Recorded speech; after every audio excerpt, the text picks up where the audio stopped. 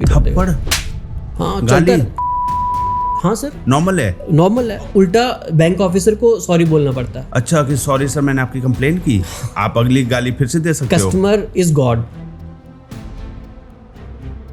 Regional manager था, उसने तो ये तक कह दिया था कि तेरी माँ मरती तो मर जाए।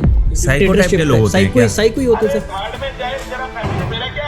फीमेल एम्प्लॉय थी, कस्टमर था, मतलब उसको ऐसे उंगली करके ना बिल्कुल उसकी आंख में उंगली घुसने वाली थी।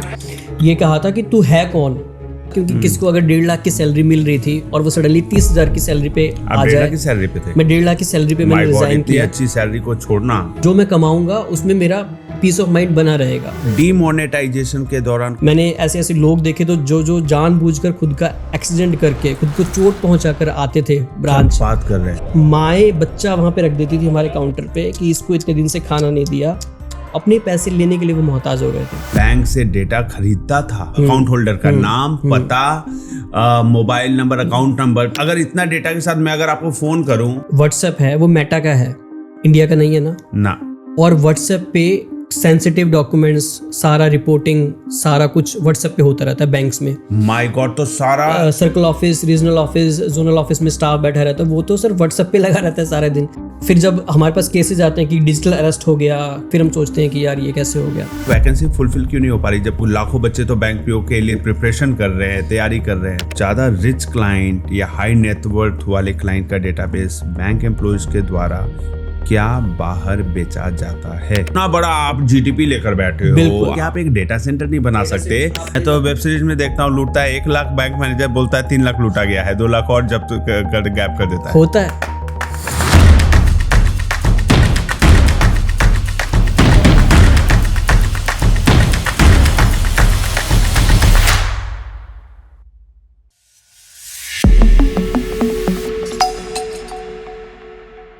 नमस्कार, आप सभी का स्वागत है द राहुल रंजन शो में, जहां हम ऐसे लोगों से मिलते हैं जिनकी लाइफ जर्नी आपके जीवन को बेहतर करने में मदद करती है, आपको इंस्पायर करती है और उनके नॉलेज के साथ हम लोगों में अवेयरनेस स्प्रेड करते हैं। आज के पॉडकास्ट का टॉपिक है बैंकिंग से रिलेटेड।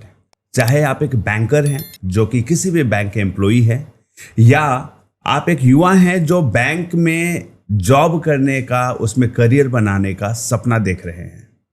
हमारे साथ बैठे हैं मिस्टर योगेश कुमार, जो कि 7 इयर्स बैंकिंग सेक्टर में काम कर चुके हैं और आज इन्होंने बैंक की नौकरी छोड़ दी है और अब बैंकपेडिया के नाम से इन्होंने अपना ब्रांड शुरू किया है। सोशल मीडिया पे करोड़ों लोग हर महीने इनके वीडियोस देखते हैं, जिसमें ये बैंक से रिलेटेड जो भी समस्याएं होती है, अच्छी चीजें होती है, नेगेटिव चीजें होती है, हर प्रकार की बातों का ये एक्सप्लेनेशन देते हैं अपने अनुभव के आधार पे। आज का पॉडकास्ट अंत तक देखिएगा। अगर आप किसी भी तरीके से डायरेक्टली और इनडायरेक्टली किसी भी बैंक से जुड़े हैं, चाहे आप एक बैंक के कस्टमर ही क्यों ना हो, चाहे आपका सेविंग अकाउंट का खाता चल रहा हो या करेंट अकाउंट का, चाहे आपका लोन चल रहा हो, चाहे क्रेडिट कार्ड, चाहे डीमैट अकाउंट या फिर एफडी चल रहा हो, हर प्रकार के रिलेशन के साथ ऐसा कोई इंसान हो ही नहीं सकता वैसे तो जो बैंक से नहीं जुड़ा हो। सरकार से लेके आम आदमी तक सभी बैंक से जुड़े हुए। तो इस वीडियो में बहुत अच्छी बातें होने वाली है, बड़ी इंफॉर्मेटिव बातें होने वाली है, तो बने रहिए। योगेश जी, बहुत बहुत स्वागत है आपका हमारे पॉडकास्ट में। Thank you sir, thank you so much. Thank you, आपने समय निकाला और इस मुद्दे में बात करने के लिए आपने हामी भरी। तो सबसे पहले मुझे अपना थोड़ा सा बैकग्राउंड दीजिए कि आप कौन हैं, आपने प्रीवियसली कहाँ क्या काम किया बैंकिंग सेक्टर में, और ऐसी क्या नौबत आई कि आपने बैंक की नौकरी छोड़ दी? सर मैं बहुत ही छोटे टाउन से हूँ, डबवाली, आपने अगर कभी सुना हो, सिरसा डिस्ट्रिक्ट में पड़ता है। तो मेरी स्कूलिंग वहीं पे हुई, सकलबल स्कूल है वहाँ स्कूलिंग हुई। और उसके बाद मैंने जो नॉर्मल एक यंगस्टर का क्या होता है कि स्कूलिंग खत्म हुई, 12th खत्म हुई, ग्रेजुएशन की, तो उसके बाद वो कॉम्पिटिटिव एग्जाम की तैयारी करता है। करेक्ट। इंडिया में अनएम्प्लॉयमेंट आपको पता है कितनी है, तो हर कोई उसी में जाता है। तो मैंने भी वही किया सबकी तरह, क्योंकि मैं भी बहुत एक common family, middle class family से आता हूँ। तो मैंने एग्ज़ाम्स की तैयारी की, सारे एग्ज़ाम्स दिए, आरबीआई का दिया, एसएससी सीजीएल का दिया, यूपीएससी ट्राई किया, बैंक का दिया, आईबीपीएस का दिया। तो लकीली एक एग्ज़ाम क्लियर हुआ आईबीपीएस क्लर्क का 2015 में। ओके। बट अनफॉर्चुनेटली उसमें मैं रिजर्व लिस्ट में आ गया, वेटिंग लिस्ट में आ गया। अब वेटिंग लिस्ट वालों का क्या होता है कि अगले साल फिर उन्हें रिक्रूटमेंट में मौका मिलता है बैंक में जॉब करने का। तो जून 16 आया, जून 16 में मुझे बैंक में जॉब करने का मौका मिला। मैं वहाँ पे फिर मैंने जून 2016 में, हाँ जून 2016 में बैंक में काम करने बैंक में मेरी फर्स्ट जॉब। हाँ फर्स्ट जॉब। ये बैंक पे दिया तो आपने 2019 में शुरू किया, तो 3 ही साल काम किया क्या, या काम करते नहीं, वक्त काम बैंक पे करते चला वक्त रहे स्टार्ट थे किया था पैरेलल में? हाँ पैरेलल में। ओके, 3 साल में ही आपकी कॉलिंग आ गई थी कि मुझे कुछ शुरू करना मैंने है। इतना कुछ देख लिया था कि मुझे पता चल गया था कि मैं यहाँ पे सर्वाइव नहीं कर सकता। तो जून 16 में मुझे जो बैंक अलॉट हुआ वो हुआ पंजाब नेशनल बैंक। ठीक है, मैं वहाँ पे गया, करनाल सर्कल मुझे मिला था। फिर मेरी जो ट्रेनिंग हुई वो हुई ITC फरीदाबाद, यहाँ पे ट्रेनिंग सेंटर है, वहाँ पे मेरी ट्रेनिंग हुई। पोजीशन क्या था आपका? Position clerk. पहले क्लर्क था Punjab national bank. Okay, clerk था। अभी क्लर्क का जो रीनेम कर दिया गया है, हम बात करेंगे, मैं बताऊंगा आपको इस पे। तो ITC फरीदाबाद मेरी ट्रेनिंग हुई। फिर वहाँ से मुझे जो फर्स्ट मेरा सर्कल अलॉट हुआ वो करनाल सर्कल अलॉट हुआ, और करनाल सर्कल से जो फर्स्ट ब्रांच अलॉट हुई वो कुंडली ब्रांच हुई। ओके, जो यहाँ इंडस्ट्रियल एरिया आप जानते होंगे, सोनीपत के पास पड़ता है। तो कुंडली में इंडस्ट्रियल एरिया में बहुत सारे बैंक्स हैं, एक कॉम्प्लेक्स है बैंक्स का, जहाँ पे प्राइवेट सेक्टर बैंक्स भी हैं, पब्लिक सेक्टर बैंक्स भी हैं। तो वही मेरी ब्रांच थी। वहाँ मैंने 3-3.5 साल काम किया। अब रिज़ाइन क्यों दिया मैंने? रिज़ाइन इसलिए दिया कि जब ट्रेनिंग मेरी हो रही थी ITC फरीदाबाद में, तभी मैंने कुछ ऐसी चीज़ें देखी वहाँ पे। फाइनल डे वाले दिन जब सर्कल वगैरह अलॉट हो रहे थे, तो थोड़ा मुझे लगा कि शायद यहाँ पे कुछ फेवरेटिज्म चल रहा है। हाँ, कि जो थोड़े क्लोज हो जाते हैं टीचर्स के, या कुछ थोड़ा अपने रिलेशंस बना लेते हैं, या किसी की अप्रोच होती है, कुछ होती है, तो वहाँ से थोड़ा मुझे लगा, ऐसा फील हुआ। अब मैं ये गारंटी के साथ नहीं कह सकता क्योंकि मेरे पास कोई प्रूफ नहीं है, बट मुझे लगते ही ना, जैसे क्लास में ऑब्जर्व कर लेते हैं टीचर, हाँ जैसे क्लास में टीचर अगर पढ़ा रहा है तो 10-20 बच्चों को पढ़ा रहा है, तो एक की तरफ उसका ध्यान ज्यादा है, तो बाकी बच्चों को लगता है कि यार इसके आगे थोड़ा वो है, तो मुझे ऐसा लगा। बट मैंने उसको इग्नोर किया। मुझे शुरुआत थी, हाँ, शुरुआत थी, करियर शुरू करें, जाने दे, काम करने आए हम। अब जनरली होता क्या है कि क्लर्क जो होता है बैंक में, उसको घर के आसपास ही पोस्टिंग मिलती है, ज़्यादा दूर नहीं भेजते, क्योंकि उसको लीज नहीं मिलती। ऑफिसर्स वगैरह को लीज मिलती है। लीज का मतलब होता है कि आप जहाँ पे भी पोस्ट बैंक जॉब कर रहे हो, तो बैंक आपको रेंट रिम्बर्स करता है आपका। ओके। जैसे चंडीगढ़ की बात करूँ मैं, चंडीगढ़ में अभी हूँ मैं, तो वहाँ पे जैसे ऑफिसर स्केल 1 की 17,500 लीज है। तो अगर आपको वहाँ पे 30,000 का कोई फ्लैट मिल रहा है, घर मिल रहा है, तो 17,500 बैंक देगा, बाकी के 12-12,500 आपकी जेब से जाएंगे। तो क्लर्क को नहीं मिलता। तो जनरली होता क्या है कि बैंक इसलिए क्लर्क को आसपास ही रखते हैं। बट मुझे जो फर्स्ट पोस्टिंग की मिली वो 300 किलोमीटर दूर मिली अपने घर से। तो मैं डबवाली से था और मुझे मिली कुंडली ब्रांच। तो कुंडली ब्रांच में मैंने फर्स्ट मेरा एक्सपीरियंस हो गया था ट्रेनिंग सेंटर में, जो मैंने देखा। फिर कुंडली ब्रांच में मैंने बहुत काम किया। पहले 2 साल बहुत काम किया। फर्स्ट जो मेरे चीफ मैनेजर थे, सुभाष चंद्र गुप्ता, मैं नाम लूंगा उनका क्योंकि उनसे मैंने बहुत कुछ सीखा है। क्या बात है। बहुत ऐसे चीफ मैनेजर बहुत लकीली लोगों को मिलते हैं जो बहुत अच्छे समझाते हैं। हाँ, आप क्लरिकल कैडरे में हो, फिर क्लर्क के ऊपर आपका एक ऑफिसर आता है, फिर आपका मैनेजर आता है, फिर सीनियर मैनेजर आता है, फिर चीफ मैनेजर आता है, और वो चीफ मैनेजर होकर अगर क्लर्क के साथ बैठकर उसको समझा रहे हैं, उसके साथ खाना खा रहे हैं, तो बहुत बड़ी बात है। उनसे मैंने बहुत कुछ सीखा। 1 साल तक काम किया, 2 साल तक काम किया। फिर एक और चीफ मैनेजर आए, वो भी रिटायर हो गए हैं अभी, रतन कुमार बोयल, मैं उनका नाम भी लूँगा क्योंकि उनसे भी मैंने बहुत कुछ सीखा। बच्चे की तरह उन्होंने मुझे रखा, और मैंने कभी ये नहीं सोचा कि मैं क्लर्क हूँ तो मेरा टाइम फिक्स्ड है, क्योंकि as per by part settlement जो है, क्लर्क का ना टाइम फिक्स होता है, ड्यूटी आवर्स फिक्स होते हैं, उसके 6.5 घंटे काम करना उसने। तो मैंने कभी, हाँ 6.5 घंटे, इसलिए कहते हैं कि जो 10 से 5 का टाइम होता है क्लर्क का, अगर वो 9:45 आ रहा है तो 4:45 वो जा सकता है। कोई उसको कह ही नहीं सकता कि तुम यहाँ पे बैठ के काम करो। वो क्लर्क के ऊपर है कि वो बैठना चाहता है, नहीं बैठना चाहता है। तो क्लरिकल जॉब में ये एक लकीली अच्छी चीज़ है कि उसके ड्यूटी आवर्स फिक्स्ड है कि 6.5 घंटे काम करना उसने। तो बट मैंने कभी ऐसा नहीं सोचा। जब मैंने कुंडली में काम किया, मैं करता रहा अपना जो भी मुझे आता था काम। मुझे लोन्स डिपार्टमेंट दिया था, ऑपरेशनल काम देखता था सारा, जो भी बैंक गारंटी वगैरह खुलती हैं, लोन अकाउंट्स खुलते हैं, housing loan, retail loans, commercial loans, उन सबको मैं ऑपरेशनली हैंडल करता था। बहुत काम किया। डिमोनेटाइजेशन आया, जून 16 में मेरी पोस्टिंग हुई थी और नवंबर 16 में डिमोनेटाइजेशन आ गया। ड्यूरेशन की थी? हाँ जी। ट्रेनिंग कितने ड्यूरेशन? ट्रेनिंग मेरी थी शायद 1 वीक की थी। That's it. हाँ, बस इतनी ही थी। और फिर जून 16 के बाद नवंबर 16 में आपको पता है नोटबंदी आ Demonetization गई। हुआ। नोटबंदी के टाइम मैंने बहुत कुछ देखा। मैंने ऐसे ऐसे लोग देखे तो जो जानबूझकर खुद का एक्सीडेंट करके खुद को चोट पहुंचाकर आते थे ब्रांच। बात कर रहे हैं। हाँ, कि हमारे उनके खून निकल रहा होता था, पट्टी होती थी कि हमें इतने पैसे की जरूरत है, दे दो। आरबीआई कभी कहता था कि 2,500 रुपये आप निकाल सकते हो, कभी 2,000 निकाल सकते हो। इंक लगाएंगे। अपने पैसों के लिए माए बच्चा वहां पे रख देती थी हमारे काउंटर पे कि इसको इतने दिन से खाना नहीं दिया, आप इसको हमारे पैसे दे दो। अपने पैसे लेने के लिए वो मोहताज हो गए थे। वो टाइम मैंने देखा। रात को हम 10, 11, 12, 1 बजे तक घर जाते थे, 2 बजे घर जाते थे। और अगर आपने रवीश कुमार की बैंक सीरीज़ एक उन्होंने स्टार्ट की थी, वो देखी होगी, तो उन्होंने भी बताया था इस डिमोनेटाइजेशन के टाइम क्लर्क से जो कैशियर थे उनसे बहुत गलतियां हुई, क्योंकि नोटों के इतने बड़े बड़े ढेर लग जाते थे। काउंटिंग मशीन्स काम करना बंद कर गई थी, क्योंकि इतना ओवर हाथ यूज से कर रहे हैं कितना ना। गिने। हाँ, हाथ से बंदा कितना गिनेगा। हाँ। तो उनसे गलतियां हुई, तो उनसे जो रिकवरी हुई वो उन्हीं के अकाउंट से हुई, My क्लर्क के God। अकाउंट से, उनके ओडी कैशियर अकाउंट, के? हाँ, कैशियर के। तो क्लर्क का काम ही कैशियर होने का भी है। क्लर्क को आप कई जगह लगा सकते हो, आप उसको कैशियर भी बना सकते हो, आप उसे अकाउंट ओपनिंग में बिठा सकते हो।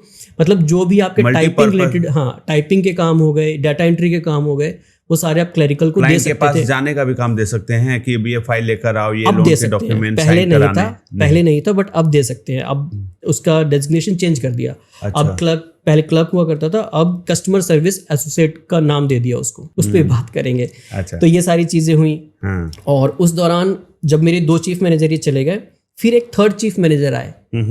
उनका नाम नहीं लूंगा क्योंकि वो बहुत खराब थे। उन्होंने मुझे वो हिस्सा दिखाया मेरी लाइफ का, करियर का, जो मैं कभी देखना नहीं चाहूँगा। वाइब थी वो इतनी नेगेटिव थी हर एक स्टाफ के लिए। जो मेहनत करने वाला बंदा था, एकदम खड़ूस, खड़ूस, फुल खड़ूस। आप एक सबको मतलब इरिटेट करना। सबको, सिर्फ उनको नहीं, जो उसके चापलूस टाइप जो उनके आगे पीछे घूमते थे, उनके लिए वो ठीक थे। जो काम करने वाला बंदा है कि चुपचाप अपना बैठा है, काम कर रहा है, उसके लिए वो ठीक नहीं थे। उसको वो और देते थे कि भाई करो इसको, काम करो। अब यहाँ पे मेरा जो बैंक जॉब रिज़ाइन करने का वो हुआ, वो यहीं से स्टार्ट हुआ। जब रतन कुमार बोल सर, जो सेकंड मेरे चीफ मैनेजर थे, वो जब थे यहाँ पे, तब मेरे सितंबर 2018 में मेरे पापा बीमार हो गए थे बहुत ज़्यादा। उनको किडनी की प्रॉब्लम हो गई थी। तो मैं घर चला गया। घर गया, मैंने देखा, टेस्ट वेस्ट कराए, तो पता चला कि अभी रिकवरी में टाइम नहीं है। मतलब मुझे साथ ही रहना पड़ेगा, देख रेख करनी पड़ेगी। अब कमाते हम किस लिए? फैमिली के लिए कमाते हैं। अगर फैमिली के ऐसे टाइम में भी हम उनका साथ नहीं देंगे तो फिर कमाने का फायदा नहीं है। हाँ। तो 2 महीने निकल गए, मेरी छुट्टियां खत्म हो गई थी। मैंने यूनियन से रिक्वेस्ट की।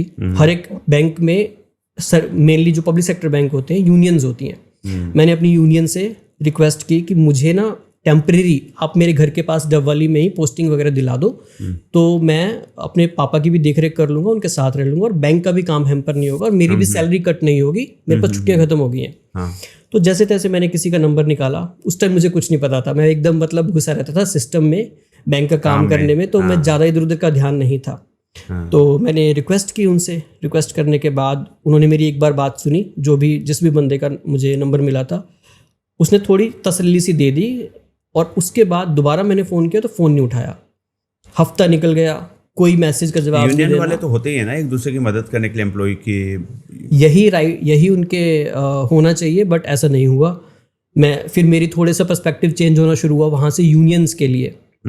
आप अगर बैंक पीडिया की ऑडियंस को मेरी वीडियोस देखोगे, मैं यूनियंस के अगेंस्ट भी काफ़ी बोलता हूँ। वो इसलिए बोलता हूँ क्योंकि मैंने खुद झेला हुआ है, मुझे पता है उनकी वर्किंग का। तो बहुत सपोर्टिव भी होते हैं, ऐसा नहीं कि सारे खराब हैं। वही ना, एक मछली सारे तालाब को गंदा करती है, तो वही वाली बात है। कुछ अच्छे भी हैं, बहुत अच्छे भी हैं, और कुछ बहुत ख़राब भी हैं। तो मुझे ख़राब मिले स्टार्टिंग में। उन्होंने मेरी बात नहीं सुनी। फिर मैंने जैसे तैसे कहीं से लीडर का नंबर निकाला, कोई क्लरिकल यूनियन के लीडर थे, उनका नंबर निकाला। उनका तो मेरा फ़ोन ही नहीं मिला। ऑफिस में ट्राई किया, नहीं मिला। खुद उनको फ़ोन किया, नहीं मिला। तो ऐसे करते करते मेरी छुट्टियां ख़त्म, सैलरी कटना शुरू हो गई, और ये काम नहीं हो पाया, नियर बाय पोस्टिंग नहीं मिल पाई। फिर मैंने होप खो दी। मैं नहीं, अब कुछ नहीं होगा, मुझे पापा के साथ ही रहना है। छोड़ो परे, छुट्टियां कटेंगी, सैलरी कटेगी, बाहर में जाए, मैं अपने पापा के साथ रहूँगा, देखूंगा। तो ऐसे समय पैसे की भी आवश्यकता हाँ, पैसे की भी ज़रूरत होती है।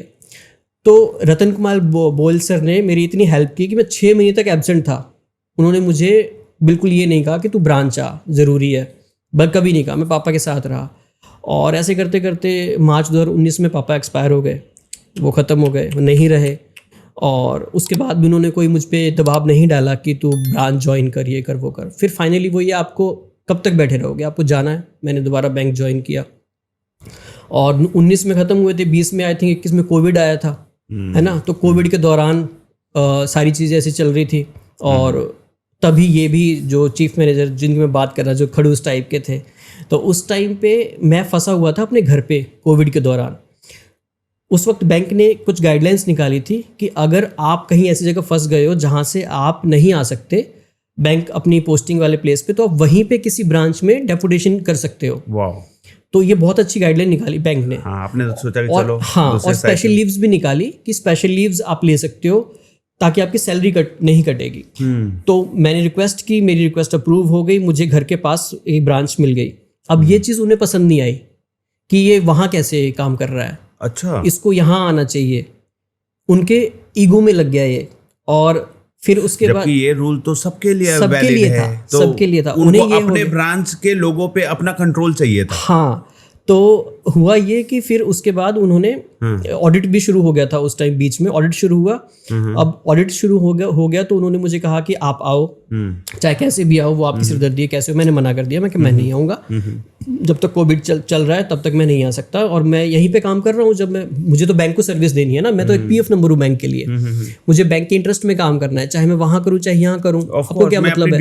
हाँ, मैं अपनी ड्यूटी कर रहा हूँ। और जब बैंक में, मेरी ब्रांच में ऑलरेडी आप हो, एक सीनियर मैनेजर है, एक ऑफिसर स्केल 1 है, तो ऑडिट में क्लर्क की क्या ज़रूरत है, वो ऑलरेडी संभाल लेंगे। बट वो नहीं माने, उन्होंने इधर उधर से कहीं से कैंसिल कराया। वो मार्च वाले ऑडिट की बात कर रहे हैं? हाँ, वो कैंसिल कराया। और मुझे नहीं, ऑडिट होता रहता है, अच्छा, एनुअल ऑडिट भी होता है, फिर क्वार्टरली भी होता है।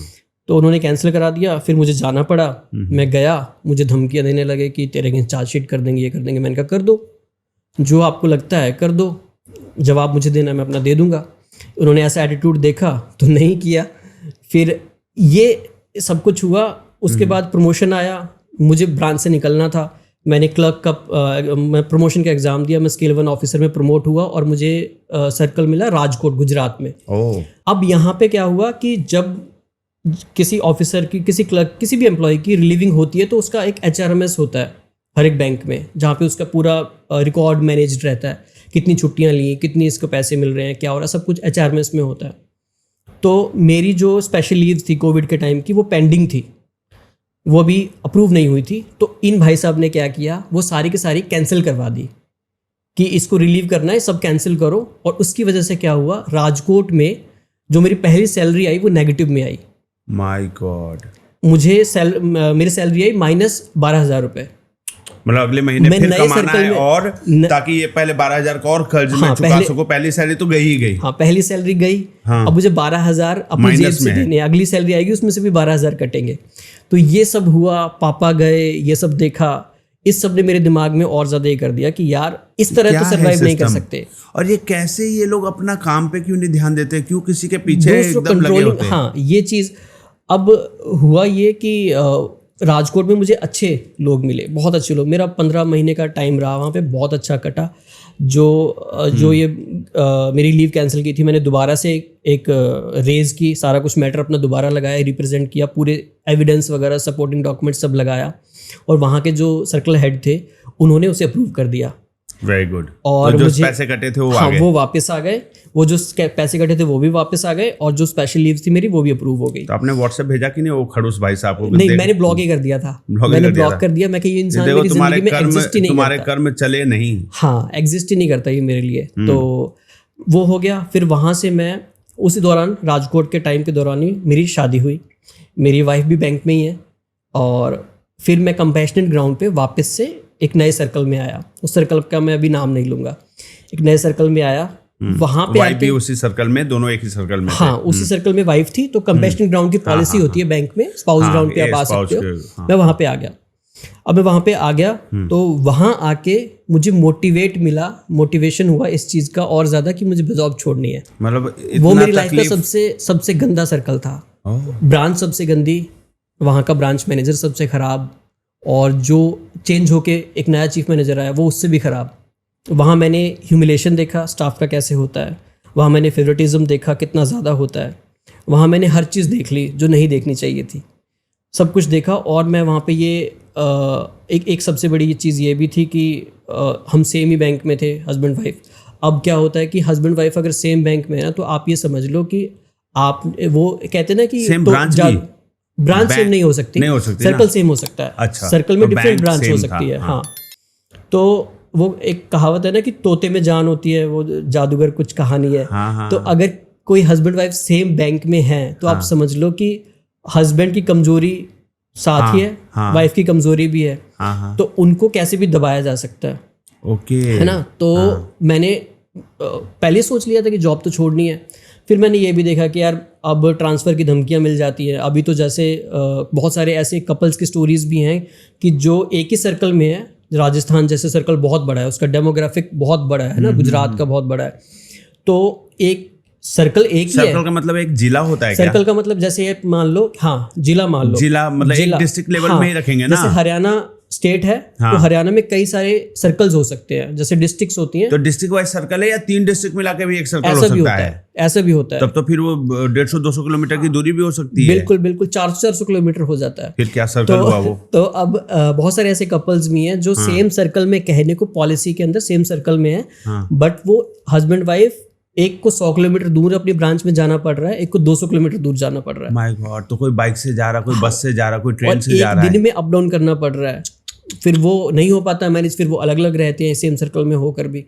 तो मैंने ये सब सोचा, मैंने दिमाग लगाया कि यार ऐसे तो जॉब नहीं हो पाएगी। आज तो चलो ठीक है, हम साथ है, शाम को साथ घर आ जाते हैं, कल को अगर इसकी ट्रांसफर कहीं हो गई, मेरी हो गई, तो कुछ भी नहीं हो पाएगा, हम तो दूर ही रह जाएंगे। और वैसे भी पहले मैं राजकोट रहा, अब जाके डेढ़ दो साल बाद, तो शादी के 1.5-2 साल बाद तो हम मिले थे। मैं राजकोट सर्कल में था जो गुजरात में है, और वाइफ इधर थी, हरियाणा के एक सर्कल में थी, ठीक है, हरियाणा के डिस्ट्रिक्ट में थी एक में। तो 1.5-2 साल बाद हम साथ आए। फिर मैंने आगे का सोचा कि यार इस तरीके से तो लाइफ नहीं कटेगी। अगर हस्बैंड वाइफ ही दूर रहेंगे तो आगे हमारी फैमिली प्लानिंग नहीं होगी, और हमारा फैमिली नहीं बनेगी, और एक दूसरे के दुख सुख नहीं बांट पाएंगे, इसको कुछ होगा। जैसे आपने जॉब छोड़ के पिता के लिए समय दिया, फिर वैसे जॉब छोड़ के भी वाइफ के साथ भी रहना है तो रहना पड़ेगा। तो मैं फिर फाइनल मैंने मन बना लिया कि मैं उस टाइम, मैंने 2019 के आसपास जब पापा चले गए थे, तभी मैंने बैंकपीडिया की शुरुआत की थी। तब मैं इतना एक्टिव नहीं था इस पे, थोड़ा थोड़ा बात किया करता था, अपना बैंक का नाम लिए बिना और फेस दिखाए बिना बात करता रहता था, स्टोरीज वगैरह बताता था। तो फिर मैंने, वो मेरा कुछ ठीक ठाक चल रहा था, बाकी मैं सोशल मीडिया पे थोड़ा एक्टिव था, यूट्यूब वगैरह के वीडियोस देखता रहता था, तो मुझे लगता था कि यार इसमें कुछ कर सकते हैं। तो मेरा उधर कॉन्फिडेंस था कि मैं कर लूँगा। तो मैंने फिर सारी कैलकुलेशंस लगाई और मैंने जॉब से रिज़ाइन कर दिया फरवरी 2023 में। उस समय वही राजकोट ब्रांच में ही थे? नहीं, जो नया जहाँ से मैं ट्रांसफर होकर हरियाणा के जिस सर्कल में आए थे, वहाँ से आपने रिज़ाइन दे दिया वहाँ से। और वाइफ कंटिन्यू करी? वाइफ अभी कंटिन्यू कर रहे हैं, मैंने रिज़ाइन दे दिया। और मैंने, क्या वो भी फ्रस्ट्रेटेड फील करती थी? बिल्कुल बिल्कुल, अभी भी करते हैं, क्योंकि अभी वो माहौल नहीं रहा जो बहुत पहले हुआ करता था। एक टाइम ऐसा था जब बैंक के ऑफिसर की पीओ की जो सैलरी है वो आईएएस से भी ज़्यादा हुआ करती थी, और अब ऐसा हो गया है कि बैंक की एम्प्लॉयज की कोई रिस्पेक्ट नहीं है। कोई भी थप्पड़ मार देगा, कोई भी गाली दे देगा, कोई कुछ भी कर देगा। थप्पड़, हाँ चलता है। हाँ सर, नॉर्मल है, नॉर्मल है। और कोई कंप्लेंट करने के लिए कोई बॉडी नहीं बनी हुई है? कस्टमर का उल्टा बैंक ऑफिसर को सॉरी बोलना पड़ता है। अच्छा, कि सॉरी सर मैंने आपकी कंप्लेंट की, आप अगली गाली फिर से दे सकते हो। Customer is God. तो कस्टमर गाली देता है? कस्टमर अगर गाली दे देता है, कुछ कह देता है, तो कस्टमर के पास राइट है कि वो बैंक एम्प्लॉय की कंप्लेंट कर देगा। बैंक एम्प्लॉय के पास कोई राइट नहीं है। नहीं, तो बैंक सीनियर्स गाली गलौज तो थप्पड़ तो नहीं करते ना? सीनियर भी कर देते हैं सर, सीनियर करते हैं। आपने कितनी सारी जो बड़े बड़े न्यूज़ चैनल्स हैं, एनडीटीवी हो गया, जिस्ट हो गया, और बहुत सारे हैं, कितनी सारी, कोविड के टाइम पे एक चीज़ शुरू हुई थी वीडियो कॉन्फ्रेंसिंग की। तो वीडियो कॉन्फ्रेंसिंग के दौरान कितनी गाली गलौज चला, फैमिली के लिए बोल दिया। एक कोई रीजनल मैनेजर था, उसने तो ये तक कह दिया था कि तेरी माँ मरती है तो मर जाए, बैंक तुम्हें इसके लिए सैलरी नहीं देता, बैंक तुम्हें काम के लिए सैलरी देता है। अजीब है।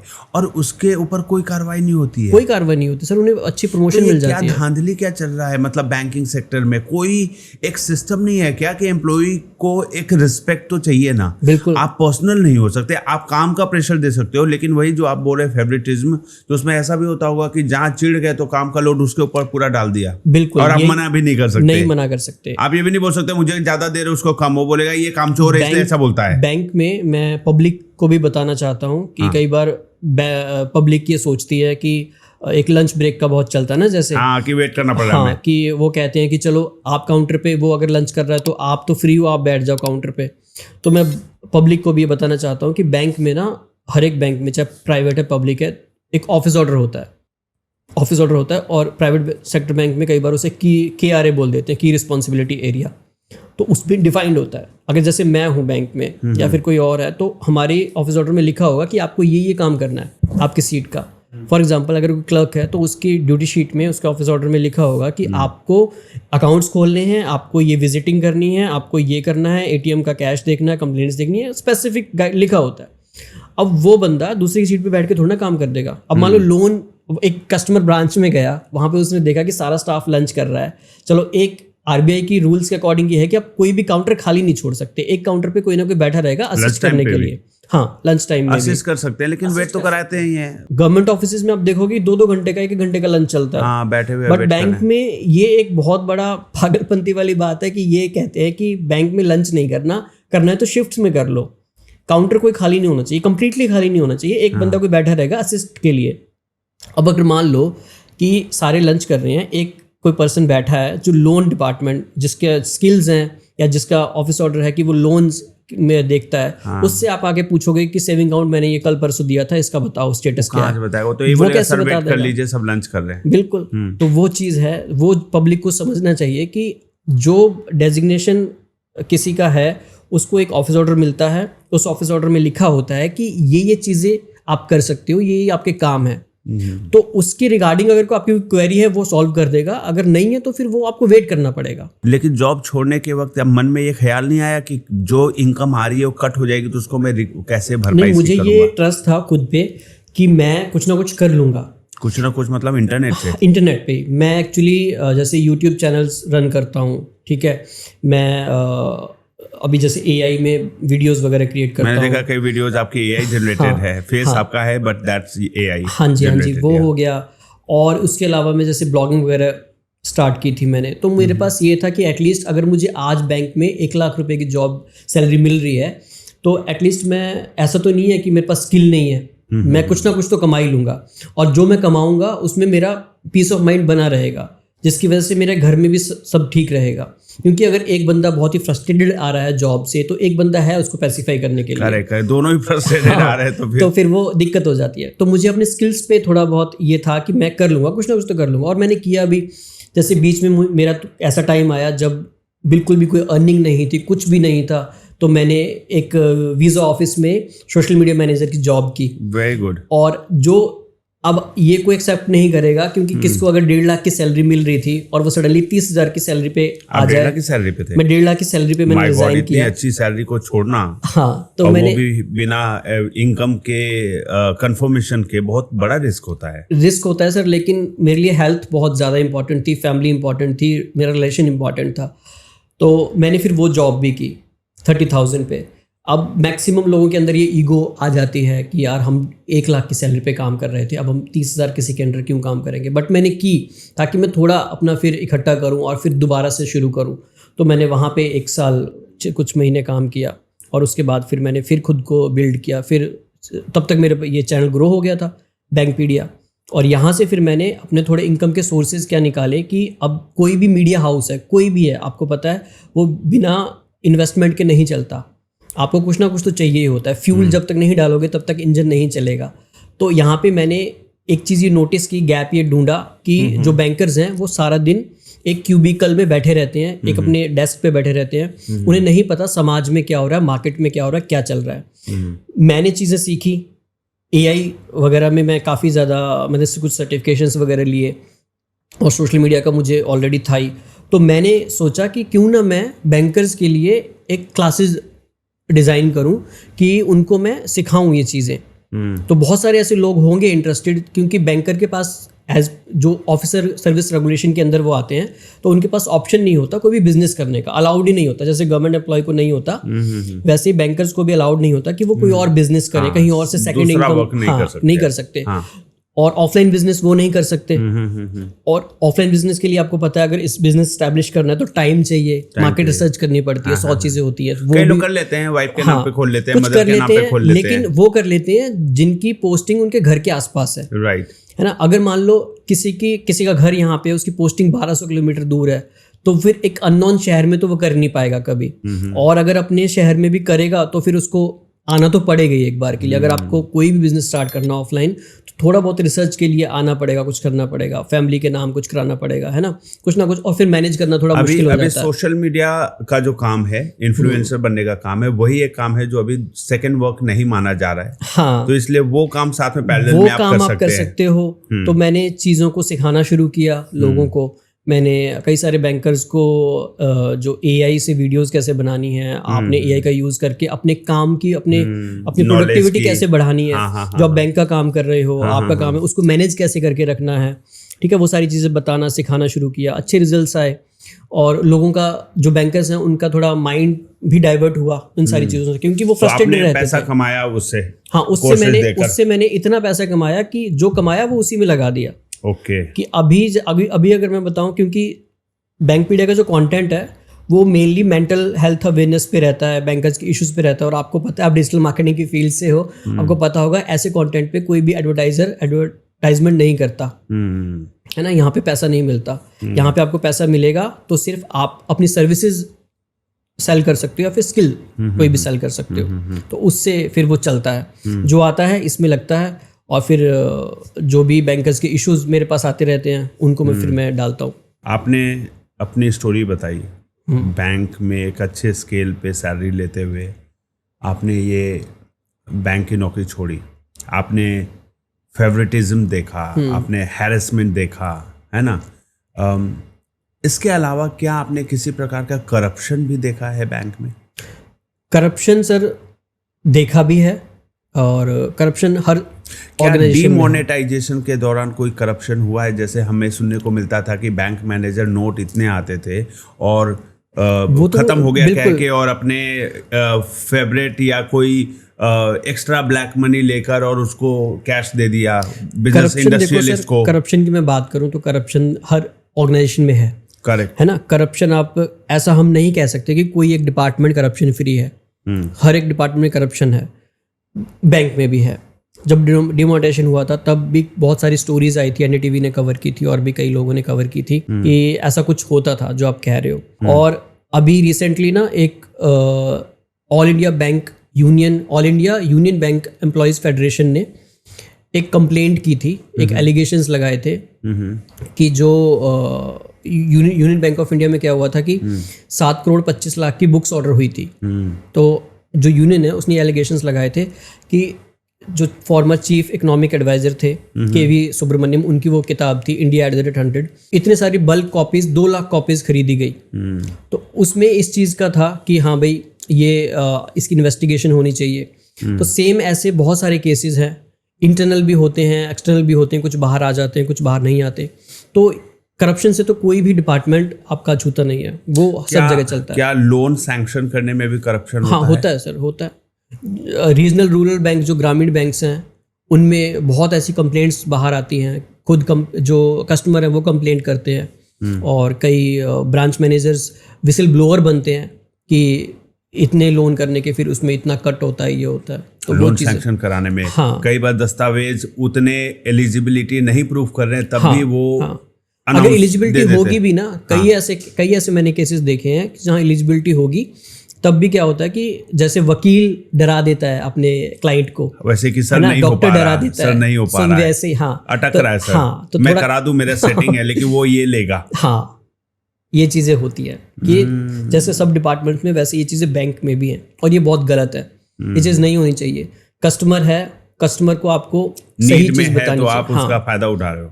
हाँ, तो इस प्रकार करप्शन मुझे लगता है मोस्टली हर जगह ही होगा। जिसके पास ये पावर है वो सोचता होगा कि कैसे मैं 2 पैसे और बना सकता हूँ इस पावर को यूज करके। डेफिनेटली यही चीज़ होती है सर।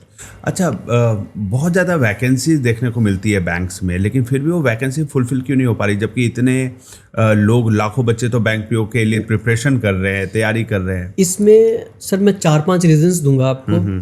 इसमें सबसे पहली चीज़ तो ये है कि देखो, हमें दिखता है कि वैकेंसीज इतनी सारी हैं, यूनियन बहुत सारे लेटर्स लिखती है कि स्टाफ शॉर्टेज है वगैरह वगैरह, बट एक्चुअल में होता है क्या है ना कि वैकेंसीज है, आती हैं, IBPS में निकलता है, नोटिफिकेशन आता है, बट उसी टाइम रिटायरमेंट्स भी हो रही हैं, उसी टाइम पे रेजिग्नेशंस भी हो रहे हैं, उसी टाइम पे कुछ वीआरएस भी लेके जा रहे हैं, तो शॉर्टेज रह ही रहा है। टर्मिनेशंस भी हो रही है, डिसमिसल भी हो रहा है, सब कुछ हो रहा है। एक तो वो रीजन हो गया। दूसरा रीजन क्या हो गया कि हमारी जो अथॉरिटीज़ हैं, सरकार है, वो ये दिखाती है कि टेक्नोलॉजी बहुत एडवांस हो गई है और अब उतनी मैन पावर की ज़रूरत नहीं है, डिजिटल हो गया है सब कुछ। जितने कैशियर चाहिए होते थे ऑफ कोर्स एटीएम और यूपीआई के आने के बाद से उतने कैशियर की जरूरत नहीं है। मशीन्स लगा दी, वो कर दी, तो फिर एक बना दिया गया कि कस्टमर जो क्लर्क है वो इतने अमाउंट तक आप ब्रांच में जमा करवा दो। अगर आपने 20,000 से नीचे कुछ पैसा जमा कराना है, 10,000 से जमा कराना है नीचे, तो बाहर मशीन लगी है, वहाँ जमा करा दो। अब इससे क्या होता है कि मान लो एक ब्रांच है, उसमें क्लर्क बैठा है, उसको ये कह दिया कि इससे नीचे जो अमाउंट होगा ना वो बाहर भेजना है कस्टमर को, कि वो बाहर मशीन में जमा करवाएगा। अब क्लर्क का जो काम, कैशियर का काम डिसाइड होता है उसके वाउचर से, कि उसने एक दिन में कितने वाउचर्स करे हैं। अब एक थ्रेशोल्ड लिमिट आपने लगा दी कि इतने से नीचे आपने एटीएम या बीएनए में जमा करवाने हैं, तो उसके वाउचर्स कम हो जाएंगे। वाउचर्स कम हो जाएंगे तो फिर क्या बोला जाएगा कि यार इस ब्रांच में तो वाउचर्स कम है, दैट मीन्स कि फुटफॉल कम है, तो यहाँ पे तो स्टाफ की ज़रूरत ही नहीं है। तो फिर वो और इस चीज़ पे आ जाता है कि यार तुम्हें इतना स्टाफ तो दे रखा है, एक उठाओ यहाँ से, कि वाउचर्स ही नहीं है इसके पास, तो वो चीज़ हो गई। तो वो मशीनें इसलिए लगाई गई है कि वाउचर्स कम किए जा सके और डिपेंडेंसी लोगों के ऊपर कम की है। लोगों पे डाल दी। अब उसकी फिर कंप्लेंट्स बढ़ गई।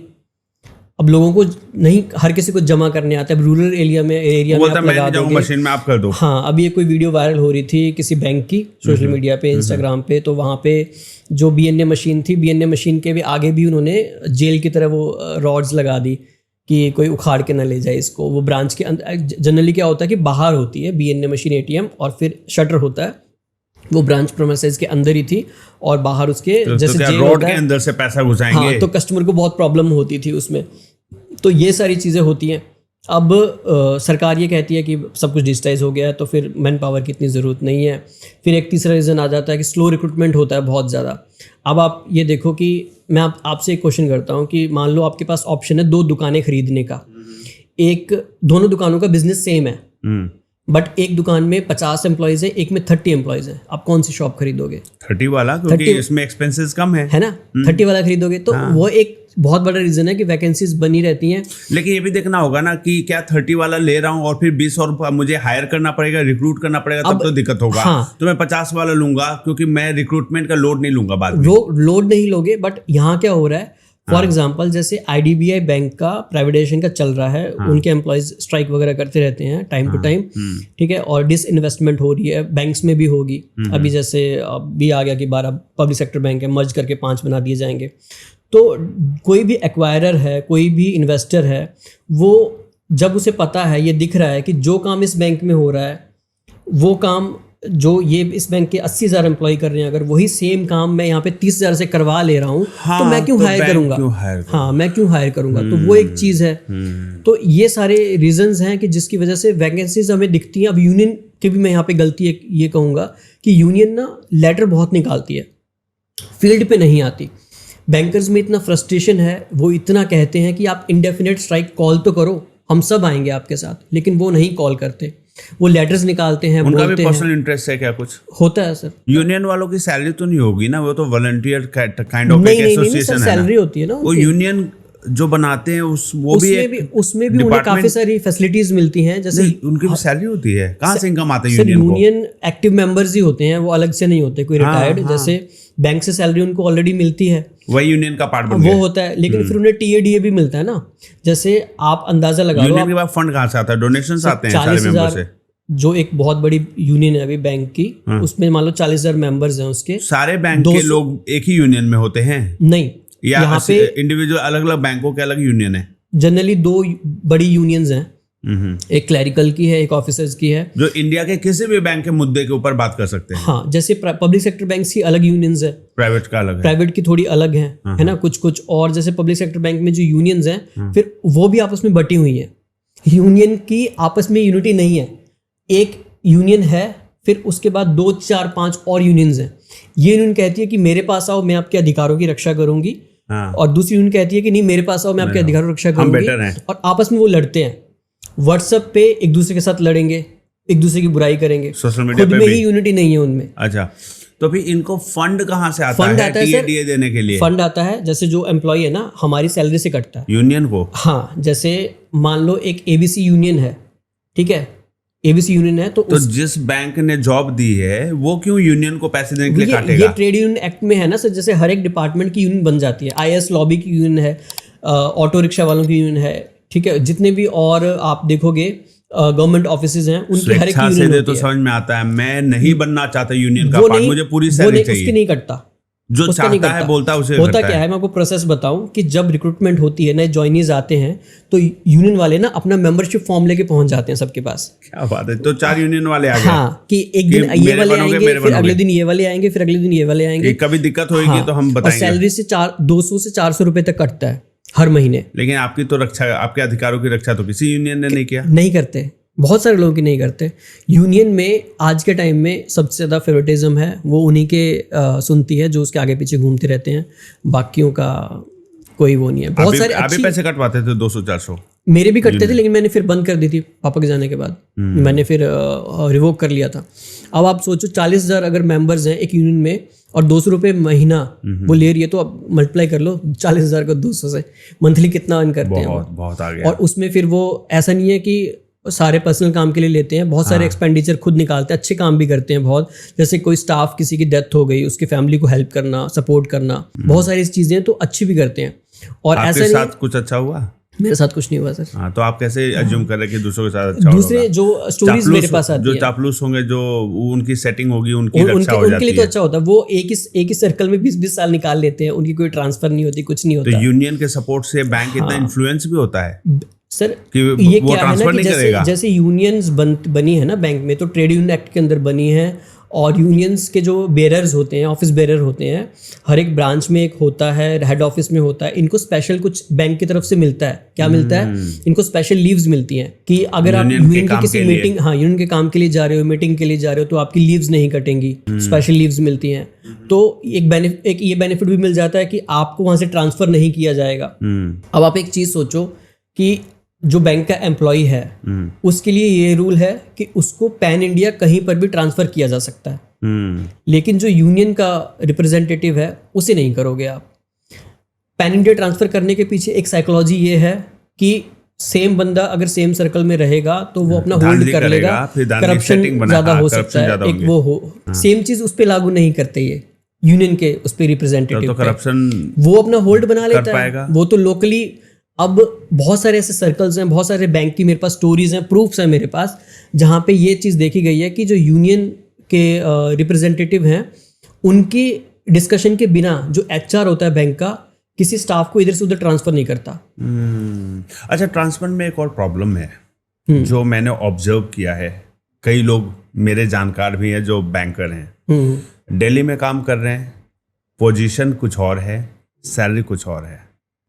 हस्बैंड की जॉब होती है जम्मू कश्मीर में, डिफेंस में हस्बैंड, वो वहाँ जॉब ट्रांसफर लेते हैं जम्मू कश्मीर में, तो वहाँ पे सैलरी भी कम कर देते हैं, पोजीशन भी बदल जाती है, क्योंकि स्टेट वाइज मिनिमम वेज वगैरह का एक्ट होगा, अलग होगा। कुछ अलाउंसेस होते हैं सर, है ना, कुछ तो सैलरी कम हो जाती है, अलाउंसेस होते हैं, वो मजबूरी में, because she has to live with husband, family के साथ रहना हर कोई चाहता है, जैसे आप चाहते थे। पॉपुलेशन की उस पर डिपेंड होता है सारा, कितनी पॉपुलेशन में आप उसमें गए हो, है ना, उसके हिसाब से फिर आपको कुछ कहीं पे सिटी, हाँ, सीसीए मिलता है, कहीं पे स्पेशल अलाउंस मिलता है, तो उसकी वजह से सैलरी थोड़ी ऊपर नीचे रहती है। एक पर्सन के ट्रांसफर पे सैलरी कम ज्यादा होती रहती है। और कम ज्यादा सैलरी का एक तो ये भी रीजन है, दूसरा रीजन ये भी है कि जैसे बैंक में ना इंटरनल एग्जाम्स होते हैं कुछ, जिससे आपको प्रमोशन मिलता है और आपकी सैलरी इंक्रीज होती है, प्रमोशन में पॉइंट्स मिलते हैं। जैसे GIB का एग्जाम हो गया और CIB का एग्जाम हो गया, अगर आपने वो क्लियर कर लिए किसी ने, तो उनकी सैलरी में 4-5 हज़ार 10 हज़ार का फर्क पड़ जाता है।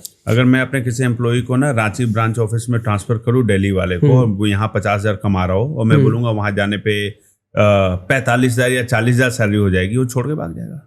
लेकिन बैंक में नहीं छोड़ते ना। बैंक में आपको पता है कि आपका अलाउंस अगर यहाँ पे जैसे मेट्रो सिटीज में ज़्यादा मिलेगा, रूरल एरिया में कम मिलेगा, तो कॉस्ट ऑफ लिविंग भी कम है उधर। हाँ, कॉस्ट ऑफ लिविंग, खर्चे भी, उसके एक्सपेंडिचर भी कम हो जाएगा। तो अब बैंक की जॉब है, सिक्योर है, उसके पास सिक्योरिटी है कि भी चलो सैलरी आएगी, आपको पर्क्स मिलेंगे, लीज मिलेगी, है ना, अखबार का भी मिलता है, पेट्रोल का भी मिलता है, रिम्बर्समेंट, सारी चीज़ें होती हैं, तो वो चला लेते हैं इस चीज़ से। इस चीज़ से ज़्यादा फर्क नहीं पड़ता। क्या आपको ऐसा लगता है कि बैंकिंग सेक्टर कस्टमर्स के लिए ज़्यादा फ्रेंडली है और अपने खुद के एम्प्लॉयज़ के लिए उतना नहीं है? डेफिनेटली सर, बहुत सारे ऐसे रिसेंट में इंसिडेंट्स हुए हैं जिससे ये प्रूफ होता है, और पहले भी हुए हैं, कि एम्प्लॉयज़ के लिए बैंक ज़्यादा मतलब फ्रेंडली नहीं है।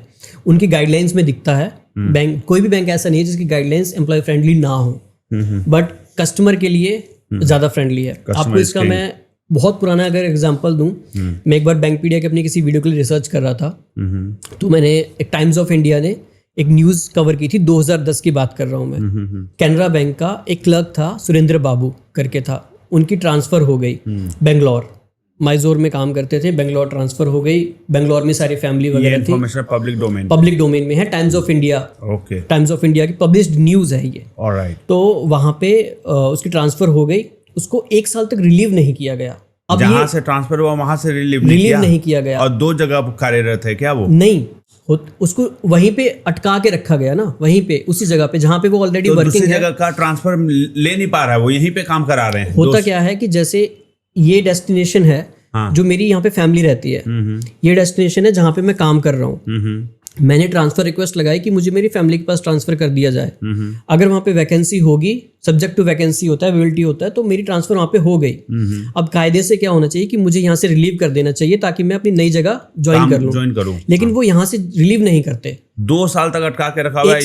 1 साल तक। हाँ, रिलीव क्यों नहीं किया? ईगो आती है यहाँ पे बीच में। ये 2010 की बात बता रहा हूँ मैं आपको, बट आज भी मेरे पास बहुत सारे ऐसे केसेस आते हैं, इंस्टाग्राम पे डीएम्स आते हैं, मेल्स आती हैं कि लोगों को साल तक रिलीव नहीं करते। ईगो किस बात का? ईगो इस बात का, अरे भाई वो काम कर रहा है अपनी फैमिली के लिए कर रहा है, तुम्हारे लिए थोड़ी कर रहा है। ईगो इस बात का कि भाई ये यहाँ से वहाँ जाके खुश क्यों हो जाएगा, अपनी फैमिली के साथ कैसे रहने लगेगा। अच्छा, मतलब वो मैं खुद दुखी हूँ, हाँ, तो परेशान करके रखना है। बहुत सारे ऐसे रीजनल मैनेजर्स, सर्कल हेड और जोनल मैनेजर्स हैं जो बहुत अच्छे हैं, बट मैक्सिमम ऐसे हैं जो बहुत ही ज्यादा इन चीजों में कंट्रोल करके रखते हैं। साइको ही होते हैं सर, जो मैंने आपको बात दूसरे को खुश देख के खुश नहीं है। हाँ, एक आरएम ने तो, जो मैंने आपको शायद बताया भी, कि उसने ये तक कह दिया था कि तुम्हारी माँ मरती तो मर जाए। तो वैसे लोग होते हैं। अब जब ये केस हुआ, उसकी 1 साल तक रिलीविंग उसको नहीं मिली, तो उसने क्या किया, वो सिर्फ अंडरवियर में ब्रांच में चला गया। इतना फ्रस्ट्रेट हो गया था, वो अंडरवियर में ब्रांच में चला गया। वहां पे सारा सीन खराब हुआ, कस्टमर देखने लगे, वो कह रहा है भाई। हाँ, और पुलिस बुला ली, पुलिस उसको उठा के ले गई। पुलिस ले गई, पुलिस ने उसका स्टेटमेंट रिकॉर्ड किया, उसने बताया सारा भी क्यों मैं ऐसे करके आया। तो फिर उसको छोड़ दिया, क्योंकि कुछ किया तो थी ना, फिर उसको समझा बुझा के छोड़ दिया, और अगले दिन उसको रिलीव कर दिया। जो बंदा 1 साल से अटका हुआ था उसको रिलीव कर दिया। अब मैं ये जो इंसिडेंट अब बता रहा हूँ, ये उन बैंक, वो कोई ऐसा करे ना, आज के टाइम में ना करे, क्योंकि उस टाइम में इतना ज़्यादा डिसिप्लिनरी एक्शंस वगैरह नहीं इनिशिएट होते थे। आज आप करोगे तो आप सस्पेंड हो जाओगे, टर्मिनेट हो जाओगे। बट इस पूरी कहानी का सार ये है कि 2010 में भी एम्प्लॉय फ्रेंडली नहीं था। बैंक एम्प्लॉय फ्रेंडली है, बैंक की पॉलिसीज एम्प्लॉय फ्रेंडली है, लेकिन जो कुछ लोग बैठे हैं ना, वो एम्प्लॉय फ्रेंडली नहीं है। और वो किसी एम्प्लॉय को इतना ज़्यादा तक उसे मेंटली हैरेस कर देते हैं कि कोई ऐसी हरकतें करता है। कोई शिवशंकर मित्रा, जो bank of Baroda Pune case हुआ था एक सुसाइड का, अच्छा, तो उन्होंने अपनी ब्रांच में ही अपनी ज़िंदगी खो दी थी। कुछ ऐसे केसेस हो जाते हैं। अब जिस ब्रांच में उन्होंने अपनी ज़िंदगी खोई, जिस टेबल पे चढ़ के उन्होंने सब किया, उसी टेबल पे अगले दिन काम हो रहा था। तो एम्प्लॉय फ्रेंडली तो नहीं है। पॉलिसीज़ हैं, उन पॉलिसीज़ को जो एक्ट करने के लिए लोग बिठाए गए हैं टॉप अथॉरिटीज़ में, वो एम्प्लॉय फ्रेंडली नहीं है। बैंक एम्प्लॉय फ्रेंडली है। मैं आपके पॉडकास्ट के थ्रू सारी पब्लिक से, बैंक एम्प्लॉयज़ से यही कहूँगा कि बैंक सारे अच्छे हैं, लेकिन जो वहाँ पे बैठे हैं ना एम्प्लॉयज़, वो करप्ट हैं। और उनकी वजह से जो ग्राउंड लेवल के एम्प्लॉयज़ हैं ना, वो इतना मैनेजमेंट खराब है। मैनेजमेंट नहीं है, मिसमैनेजमेंट है। वो जो सफ़र कर रहे हैं वो सारे ग्राउंड के एम्प्लॉयज़ ही कर रहे हैं। और उसके बाद ये सब चीज़ें होना बहुत नॉर्मल है कि कोई अपना मेंटल स्टेट खो देता है, कोई अपनी फैमिली से दूर है।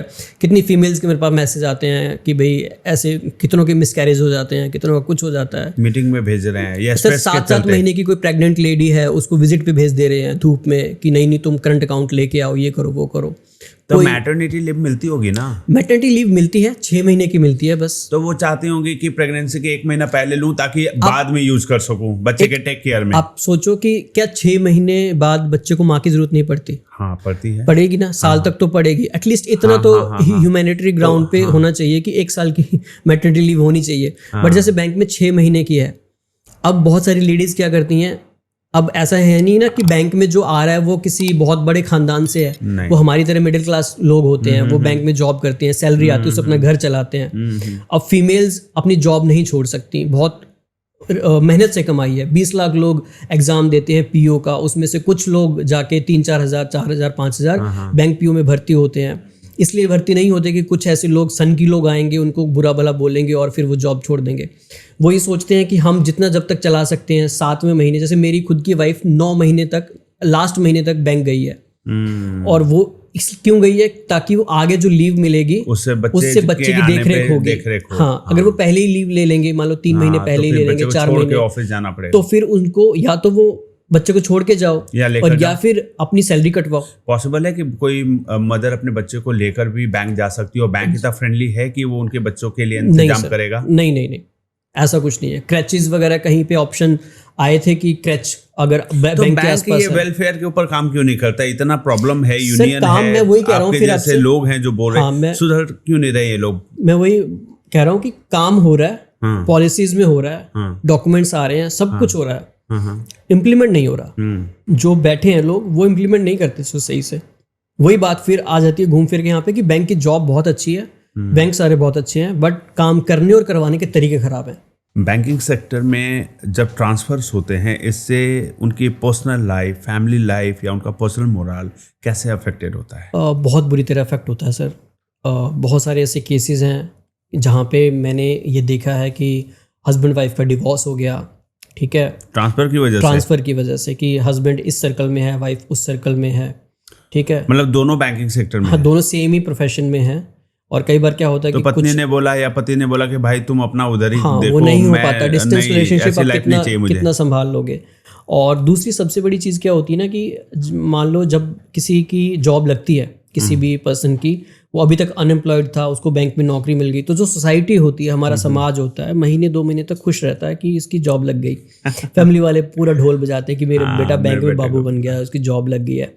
लेकिन जैसे जैसे टाइम गुजरता है, उसकी ट्रांसफ़र मान लो उसके होम टाउन से कहीं और हो गई, उसका घर पे आना बंद हो जाता है, ठीक है, छुट्टियां नहीं मिलती उसको टाइमली, तो अपनी सोसाइटी से दूर होना शुरू हो जाता है, दोस्तों से दूर होना शुरू हो जाता है, परिवार से दूर होना शुरू हो जाता है, एक प्रकार का अकेलापन। हाँ, तो अब इसमें क्या होता है कि आपने जॉब हासिल की, आपको लगा कि मेरी सोसाइटी में, मेरे समाज में जहाँ मैं रहता हूँ वहाँ मेरा अच्छा कुछ होगा, बट आप उसी समाज से दूर हो जाते हो। हम जॉब लेते हैं, कोई अपने एग्जाम क्रैक करके किया, आप उसकी जो खुशी है अपनों के साथ ही महसूस कर पाओगे, किसी अनजान शहर में नहीं कर पाओगे जहाँ आपको कोई नहीं जानता। अब कहीं पे भी ट्रांसफर हो सकती है बैंक एम्प्लॉय की, पैन इंडिया, अपने सिटी में ही रहेगा ना? नहीं, पैन इंडिया कहीं भी ट्रांसफर हो सकती है उसकी। क्या बात कर रहे हैं? मतलब जम्मू कश्मीर वाले को आप तमिलनाडु भेज सकते हो, तमिलनाडु वाले को आप कहीं ईस्ट में भेज सकते हो। लेकिन क्या भेजते भी हैं? भेजते हैं। मेरी खुद की हुई थी ना प्रमोशन के बाद, मैं हरियाणा में था, कुंडली में, मुझे राजकोट भेजा था 1200 किलोमीटर दूर। वो तो अच्छा है, वहाँ गुजराती बोलने के लिए नहीं लड़ाई करते। हाँ, वहाँ पे मुझे लोग अच्छे मिल गए। हाँ। तो ठीक है। अब जैसे कई लोगों को महाराष्ट्र भेजा गया, तो आपने देखा होगा महाराष्ट्र में एक बड़ा हिट वो चला था कि मराठी नहीं आती तो फिर यहाँ पे काम करने बैंक में, जबकि वो तो बैंक का ट्रांसफर्ड एम्प्लॉई है, उसकी क्या गलती? वो तो खुद ही भुगतभोगी है बेचारा, उसको जब विक्टिम है वो। जब IBPS का एग्जाम होता है, तो उसमें सिलेबस में आपके पास इंग्लिश, रीजनिंग, क्वांट, जीके ये सब होता है। करेक्ट। IBPS के सिलेबस में कहीं ये नहीं लिखा होता कि आपको सेल्स करनी है, आपको ये लैंग्वेज आनी चाहिए, ये होता है वो होता है। टर्म्स एंड कंडीशंस में भी नहीं होता। सिर्फ इतना होता है कि पैन इंडिया आपकी ट्रांसफ़र कहीं भी हो सकती है। अब एक बैंक एम्प्लॉय की 3 साल में ट्रांसफ़र होती रहेगी, हर 3 साल में, तो इसका मतलब तो फिर वो लैंग्वेज में ही रह जाएगा, लैंग्वेज सीखता रहेगा। हाँ, ये चीज़ है। इसमें क्या है कि एक ब्रांच में एक एम्प्लॉय 2 एम्प्लॉय ऐसे जरूर होते हैं, लोकल स्टाफ जरूर होता है हर ब्रांच में, जो वहाँ के जो वहाँ के लोगों को जानता है, समझता है, और वो तो हैंडल जो कर ये सके, हाँ, मराठी में बात करके बोल सके कि भैया ये विक्टिम है, तो इसको जो मत हो मारो। हल्ला ये किया था, कोई पॉलिटिकल ड्रिवन था ये हो हल्ला सारा, तो उसमें ये चीज़ नहीं बताई गई कि ब्रांच में ऐसे लोग भी होते हैं जो मराठी जानते हैं लोकल, या फिर कहीं भी अगर मान लो किसी भी स्टेट में, तो लोकल बंदा जानता है। कस्टमर जानबूझ के वही चीज़ें बाहर आई कि उसी बंदे के पास जानबूझ के जाएंगे जिसको नहीं आती। वो देख के ही पता चल जाता है, वेशभूषा से भी पता चल भाई जाता है अगर कि तुम्हारा बाहर का कोई भी काम है, आपका कोई भी काम है, तो आप अपने जो जानता है लोकल, हाँ, उससे आप उससे कह बात दो, वो करो। आपको बता देगा। If you don't want to talk in Hindi, अगर आपको मराठी में बात करनी है, आपको हाँ, तमिल में बात करनी है, तो हाँ, अपने रीजनल लैंग्वेज वाले से बात करो ना। हाँ जी, हाँ जबकि है वहां पे, हाँ बिल्कुल, तो उनसे हाँ, अपनी उनको प्रॉब्लम तो अपना मुद्दा रेज करना है, वो- वोट बैंक वो बनाना एक- है, तो उसके लिए उसको पकड़ते हैं ना।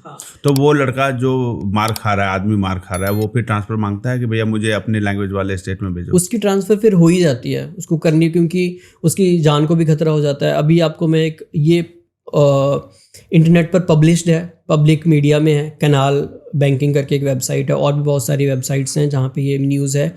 कैनरा बैंक का कोई इशू हुआ था, एक फीमेल एम्प्लॉय थी, कोई कस्टमर था, उसने सारे स्टाफ के सामने उस पर अटैक किया, मतलब उसको ऐसे उंगली करके ना, बिल्कुल उसकी आंख में उंगली घुसने वाली थी, ये कहा था कि तू है कौन, ठीक है। तो इतना कुछ हो गया था, तो पुलिस प्रोटेक्शन देनी पड़ी। फिर तो तू है कौन? मैं हाँ, बैंक की एम्प्लॉई हूँ, हाँ, आंसर करती हूँ उसको नहीं।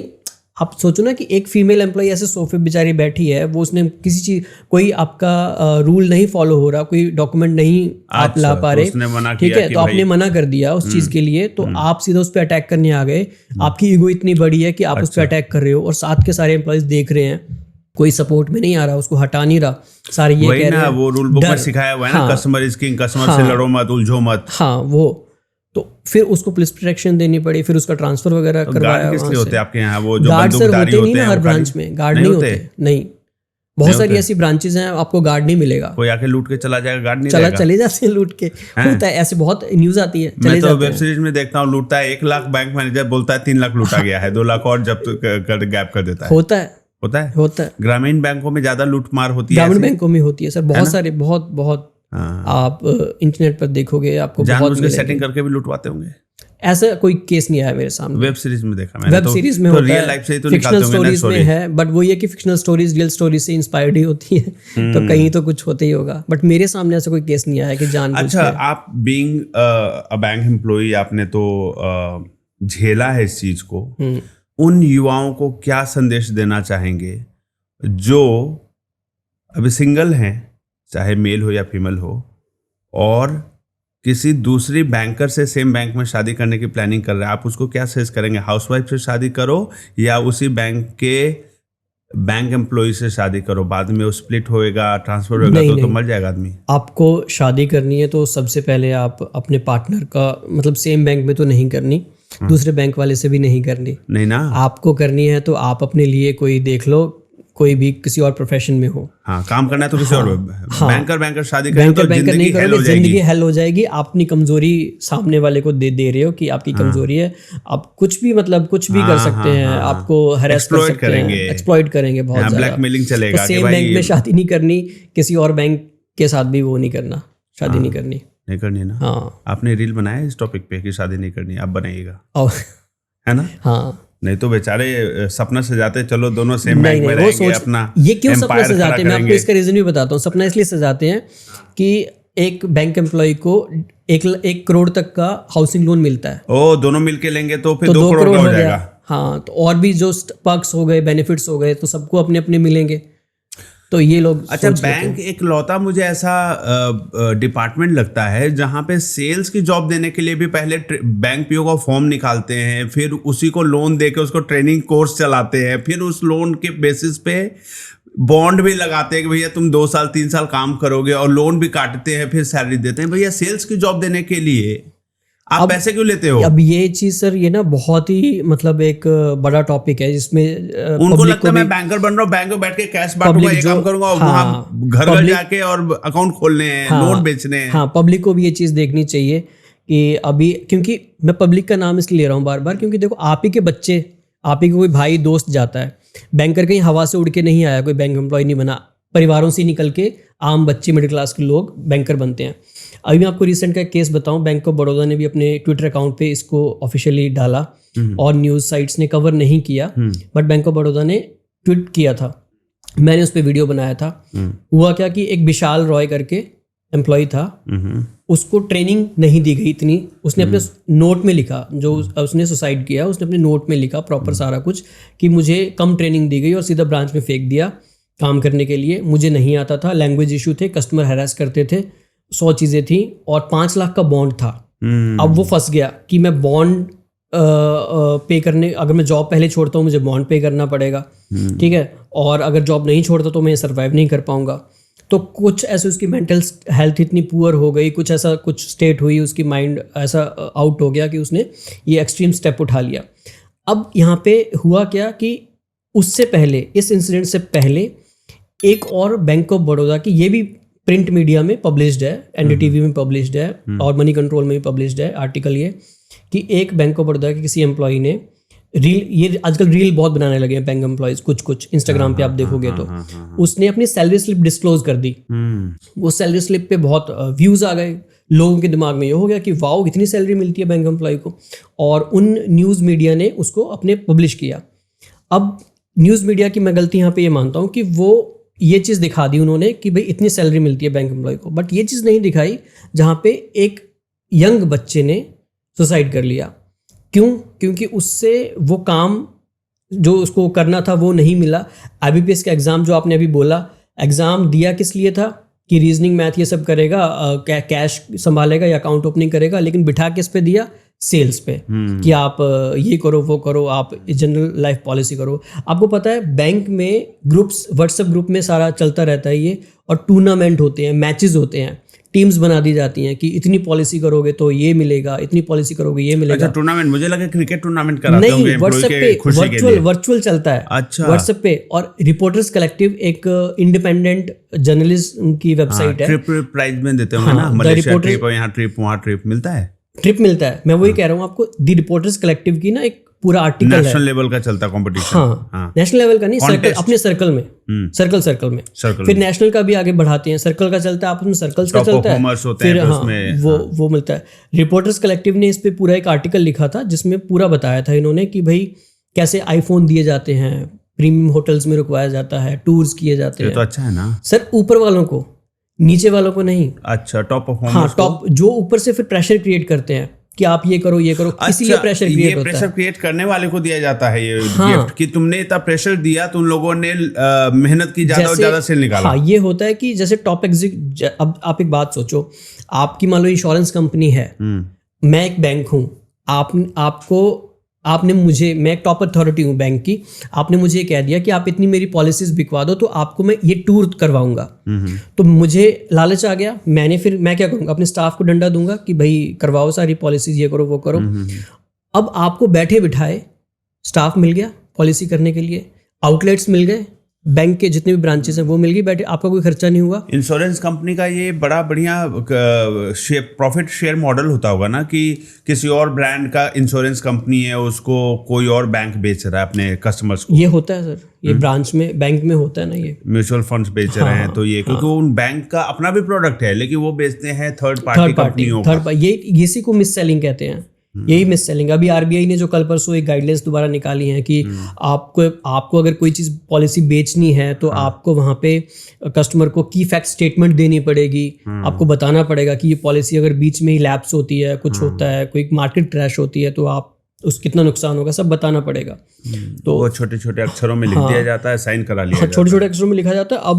अब स्टेटमेंट देनी पड़ेगी आपको, एक प्रॉपर लिख के देना पड़ेगा कि इस पॉलिसी में क्या क्या है, इसकी लूप होल्स क्या है। फिर वैसे 10 पन्ने का लिख के दे देंगे, समझ भी नहीं आना पब्लिक वो सर पहले भी लूप होल तो हमेशा ही रहेगा। अब RBI को ये समझना चाहिए कि आपको अगर कस्टमर अप्रोच बनानी है तो आप बैंक से इंश्योरेंस ही खत्म कर दो ना। आपने बैंक्स को इंश्योरेंस का काम दे क्यों रखा है? इंश्योरेंस कंपनीज अपना काम करें, बैंक अपना काम करे। नहीं तो ये इनके कस्टमर डेटाबेस का यूज करते हैं, RM सोचते हैं कि हमारा रिलेशन है, चलो भाई मेडिकल इंश्योरेंस तो कार इंश्योरेंस तो खैर खुद ही बेचते हैं, लेकिन ये मेडिकल इंश्योरेंस हो गया या मैंने देखा है म्यूचुअल फंड्स हो गए, ये सब बेचते हैं ये लोग। बिल्कुल, जैसे बैंक का कोर काम है आपका करंट अकाउंट में और सेविंग डिपॉजिट में पैसा डिपॉजिट लाना और फिर लैंडिंग करना, ये हाँ, बैंक का correct, कोर काम है। correct, correct. इंश्योरेंस बेचना इंश्योरेंस कंपनीज का काम है। लेकिन बैंक इंश्योरेंस एक टर्म आई, उसके थ्रू बैंक्स में भी इंश्योरेंस घुसा दिया, सिर्फ इसलिए कि भाई जो भी है यहाँ पे इंसेंटिव वगैरह देते हैं, ये करते हैं वो करते हैं। बैंकर्स हैं, उनका जो मोटिव, उनका जो पूरा काम हो गया वो कोर बैंकिंग से हट गया और सारा का सारा किधर शिफ्ट हो गया आपका इंश्योरेंस सेलिंग पे, जहाँ से फिर मिस सेलिंग बढ़ी। कितने केसेस ऐसे हैं सर, कितने केसेस हैं जहाँ पे कोई बेचारा बुजुर्ग कस्टमर, कोई ओल्ड रिटायर्डी, कोई पेंशनर पूरी अपनी जिंदगी भर की कमाई लेके आया कि भाई मुझे 1 करोड़ रुपया मिला है ग्रेचुटी का, पीएफ का, किसी का, तो उसकी मुझे एफडी करवानी है कि भाई मंथली पे आउट आता रहेगा। उस एफडी को बैंकर्स ने इसी टारगेट के चक्कर में, लालच के चक्कर में इन्होंने उसकी पॉलिसी कर दी और फिर जब पता चला तो कई ऐसे केसेस है जहाँ पे तो कुछ पता ही नहीं, उसको क्या पता ही नहीं है। हाँ, कईयों को ब्रांच में खड़े खड़े हार्ट अटैक आ गया, कई कस्टमर्स को, है ना। तो ये बहुत गंदी चीज़ है, ये बहुत ही मतलब सिर्फ एम्प्लॉय के लिए ख़राब नहीं है, ये कस्टमर्स के लिए भी खराब है, बैंक के लिए भी खराब है। कई बार एम्प्लॉय भी प्रेशर मार करते होंगे और अंदर से शाम में जाके घर पे बहुत होता है, तकलीफ में बैठते होंगे कि मैंने ये गलत किया उसके साथ। बहुत लेकिन उसको मजबूरी में करना पड़ रहा है, because they have to survive at the job. सिर पे उसके गन रखोगे। जैसे क्लोजिंग के, अभी जैसे क्लोजिंग में क्या होता है, क्लोजिंग में ना मैंने खुद अपनी आंखों के सामने देखा है, जब मैं एक सर्कल में था, बोली चलती है सर कि आप इतना डिपॉजिट लेके आओगे तो आपको घर जाने देंगे, आप इतना पॉलिसी करोगे तो आपको घर जाने देंगे। फिर तो आप 10 बजे रात तक बैठा के मीटिंग करा 12 बजे तक, 2 बजे तक, 2 बजे रात तक मीटिंग्स हो रही है। हाँ, क्लाइंट के यहाँ जा रहे हैं। क्लोजिंग के टाइम फोन किया जाता है कि इतना डिपॉजिट लेके आओगे तो आपको घर जाने देंगे। डे एंड टर्म होती है एक बैंक में। सिस्टम के अंदर जब तक आप वो कमांड नहीं रन करोगे तब तक आप क्लोज नहीं कर सकते ब्रांच को, शटर नहीं लगा सकते उसका। तो वो आपको तब तक अलाउड नहीं करते क्लोजिंग के टाइम में जब तक आप उनके दिए गए टारगेट्स को कंप्लीट ना करो। मैंने सुना है मेरे कई बैंक के जो अभी आप देखना 30 जून को वो आते हैं, बोलते हैं कि सर हमारा तो 10-10 बजे रात तक हमारा बैंक मैनेजर बैठा रहता है और मीटिंग चल रही होती है। बिल्कुल 12-1 बजे कि भाई क्यों भाई, तो 2 बंदे मीटिंग से अभी आ रहे हैं, रुको अभी ब्रीफिंग लेंगे, कितना कलेक्शन हुआ, क्या हुआ, नहीं हुआ, फिर भेजेंगे। ये रियल टाइम रिपोर्टिंग ने भी सर बैंकर्स का, बैंक एम्प्लॉयज का इतना ज्यादा भट्ठा बिठाया है ना कि आप ये सोचो कि व्हाट्सएप है वो मेटा का है, इंडिया का नहीं है ना।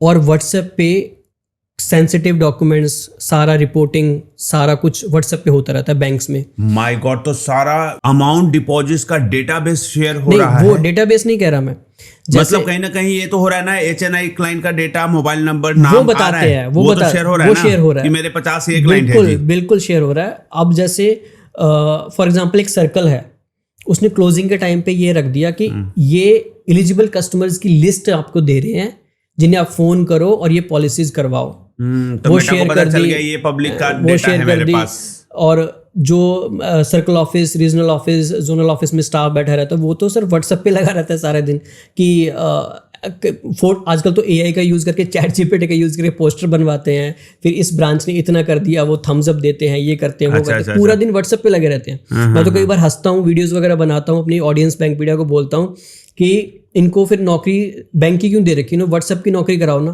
कि सारा दिन तो उसी में लगे रहते हैं कि ये इतना कर दिया, वो कर दिया, अंगूठे चलते रहते हैं, उंगलियां तो उनकी बस पैसे गिनने के काम आती हैं कि जब सैलरी मिलती है, और बाकी तो कुछ काम आता नहीं है। और फिर जब हमारे पास केसेस आते हैं कि डिजिटल अरेस्ट हो गया, कस्टमर्स कितना डिजिटल अरेस्ट का चला था, कस्टमर के साथ ये हो गया, फिर हम सोचते हैं कि यार ये कैसे हो गया।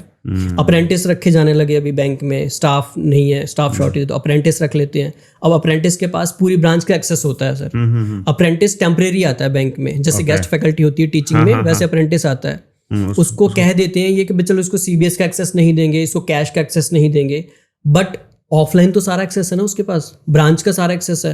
वो आपके आधार कार्ड देख सकता है, आपकी फोटो देख सकता है, आपकी लोन की फाइल्स देख सकता है, आपकी होम लोन है कस्टमर का, उसकी फाइल्स देख सकता है, उसके पास सारा एक्सेस है। वो तो फोटोकॉपी करेगा, किसी को भी चिपका देगा, 2 महीने बाद। बैंकिंग सेक्टर में जो क्लाइंट के पास फंड है, तो जो ज़्यादा रिच क्लाइंट या हाई नेटवर्थ वाले क्लाइंट का डेटाबेस बैंक एम्प्लॉयज़ के द्वारा क्या बाहर बेचा जाता है? बैंक एम्प्लॉयज के द्वारा नहीं बेचा जाता। कौन बेचता है? लीक तो होता है ना बैंक लीक होता है। अब इसमें बहुत सारी चीज़ें सर, जैसे आज मैं फ़ोन करूं कहीं पे, किसी मान लो गाड़ी मुझे मान लो खरीदनी है, मैं मान लो अभी क्रेटा के लिए फ़ोन करूं या फिर BMW के लिए फ़ोन करूं, कहीं पे बुक करवाऊं, तो तुरंत मेरे पास फिर क्रेडिट कार्ड के फ़ोन आने लग जाते हैं। तो BMW ने बेचा, हाँ, तो ये डेटा की, हाँ, जो ये डेटा की इधर उधर ट्रांसफर होता है, और बैंक भी BMW को दे सकता है कि भाई ये 50 क्लाइंट के पास 5-5 करोड़ का फंड है, ये खरीद सकते हैं तुमसे। हम यहाँ पे डायरेक्टली नहीं कह सकते ये चीज कि बैंक ही देता है या बैंक एम्प्लॉय ही देता है, बट ये चीजें हो रही हैं, तभी तो हमारे पास फोन आ रहे हैं। न्यूज में आया था बैंक वाले लोग जो है, ये जो जामताड़ा वाला केस हुआ था, जो वेब सीरीज भी बनी फ्रॉड के, तो कोई नोएडा में था जो बैंक से डेटा खरीदता था 50,000 लाख रुपए लेकर, बिल्कुल करेक्ट। और वो लिस्ट आती थी जिसमें बंदे का नाम, अकाउंट होल्डर का नाम, पता, मोबाइल नंबर, अकाउंट नंबर। तो कोई अगर इतना डेटा के साथ मैं अगर आपको फोन करूं, योगेश जी मैं फलाने बैंक से बोल रहा हूं, आपका अकाउंट नंबर ये है, आपका ATM कार्ड नंबर ये है, आपका पैन नंबर ये है, चलो OTP वो तो बताओ, मान लेगा कि बैंक एम्प्लॉय को ही तो पता होगा। तो ऐसा डेटा बाहर बेचा गया है, ऐसा न्यूज में भी आया है। बिल्कुल न्यूज में आया, यानी ये सिक्योर नहीं है ना, एनक्रिप्टेड नहीं है ना, कोई भी निकाल के, और कोई भी नहीं सर, वही मैं कह रहा हूँ ना, व्हाट्सएप बैंकिंग चल रही है। सरकार को बैंक्स में व्हाट्सएप को ना बैन कर देना चाहिए कि व्हाट्सएप यूज ही ना हो। आप देखो पैसे की जहाँ बात आती है, हम कितना ज्यादा चौकन्ने हो जाते हैं यार, पैसे के मामला है, ये मार्केट में मत बताओ हमारे पास कितना है, क्या नहीं है। हाँ, बट यहाँ पे फाइनेंशियल इंस्टीट्यूशंस में व्हाट्सएप यूज हो रहा है। ऑफिशियल मोड ऑफ कम्युनिकेशन आपका ईमेल होना चाहिए। हाँ, वो बात अलग है कि आप कह लो कि भी ईमेल से भी डाटा लीक हो जाएगा, बट व्हाट्सएप से तो एक फॉरवर्ड ही करना आपको। नहीं, गवर्नमेंट को तो अपना पर्सनल डेटा सेंटर बनाना चाहिए इंडिया का। इतना बड़ा आप GDP लेकर बैठे हो, आप बोलते हो हम कई कंट्रीज, डेवलप कंट्रीज से बेटर GDP है, कि आप एक डेटा सेंटर नहीं बना सकते जहाँ पे Indian sensitive data and information अपने ही सर्वर पे हो। डेफिनेटली NIC है ना, गवर्नमेंट की वेबसाइट NIC पे ही लाइव होती है ना। तो फिर उसी प्रकार से बैंक को क्यों फॉरेन डेटा सेंटर यूज करना है, फॉरेन सर्वर्स यूज करना, और क्यों फॉरेन के डिवाइसेज, अपना चैट सर्वर भी बना सकते हैं बैंक वाले। बिल्कुल बना सकते हैं, नहीं बना रहे। बिल्कुल व्हाट्सएप की तरह आप एक अपनी ऐप बना लो, वहां पे कर लो जो करना है, लेकिन व्हाट्सएप पे तो एक फॉरवर्ड पे हर बैंक के देखिए कितने सारे ऐप्स चल रहे होते हैं। फेसबुक पे मैंने बहुत सारे ग्रुप्स देखे हैं जहाँ पे खुद बैंक एम्प्लॉयज की ट्रांसफर की लिस्ट आती है ना सर, जब तो ट्रांसफर की लिस्ट में उनके PF नंबर्स भी होते हैं, एज इट इज कोई ना कोई उठा के डाल देता है। हाँ। कैसे डलती है? व्हाट्सएप पे शेयर हो रही है, किसी के पास पहुंच गई, उसने डाल दी व्यूज के लिए, और फिर वहां से PF नंबर से पूरी इन्फॉर्मेशन आ गई बैंक एम्प्लॉय की, फिर उसके पास दुनिया जान से उधर उधर फोन आएंगे, बहुत कुछ होता है। अगर आपको देश का फाइनेंस मिनिस्टर बना दिया जाए तो वो कौन से 3 बड़े बदलाव बैंकिंग सेक्टर में आप लाना चाहेंगे? सर पहली बात तो मैं फाइनेंस मिनिस्टर बनूंगा नहीं। अगर मैं बन जाता हूँ, आप अगर कह रहे हो, अगर इन केस होता है ऐसा, या फिर हमारे फाइनेंस मिनिस्टर जो ऑलरेडी हैं वो अगर ये संज्ञान ले लें, थोड़ा बैंकर्स की तरफ देख लें, ठीक है, बैंकर्स जो फील कर रहे हैं वो देख लें, सरकार देख ले, तो 3 डिमांड्स टॉप की मेरी तरफ से ये होंगी, क्योंकि ये सिर्फ मेरी डिमांड्स नहीं है। मैं बैंकपीडिया की कम्युनिटी रन करता हूँ, 1.5 लाख से ज़्यादा फॉलोअर हैं, उसमें 60-70% बैंकर्स ही हैं ऑल इंडिया के, तो सबके कलेक्टिव ओपिनियन है ये। सबसे पहली डिमांड होगी 5-डे बैंकिंग की। 5-डे बैंकिंग हमें ऑलरेडी मिल चुका है बायपास सेटलमेंट में, बट इम्प्लीमेंट नहीं हो रहा अभी तक।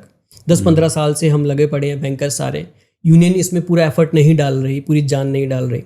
तो एक तो ये हो गया five day banking with fixed working hours, कि ऑफ जिस तरीके से क्लर्क का एक फिक्स्ड वर्किंग आवर है, 6.5 घंटे आपको काम करना है, सेम ऐसी ऑफिसर्स का भी होना चाहिए, कि आप डिफाइन कर दो कि इतने घंटे आपने काम करना है, ये आपका एग्जिट टाइम है, जिससे बैंकर्स के अंदर उनका मेंटल पीस थोड़ा ठीक होना शुरू होगा, मेंटल हेल्थ उनकी ठीक होना शुरू होगी।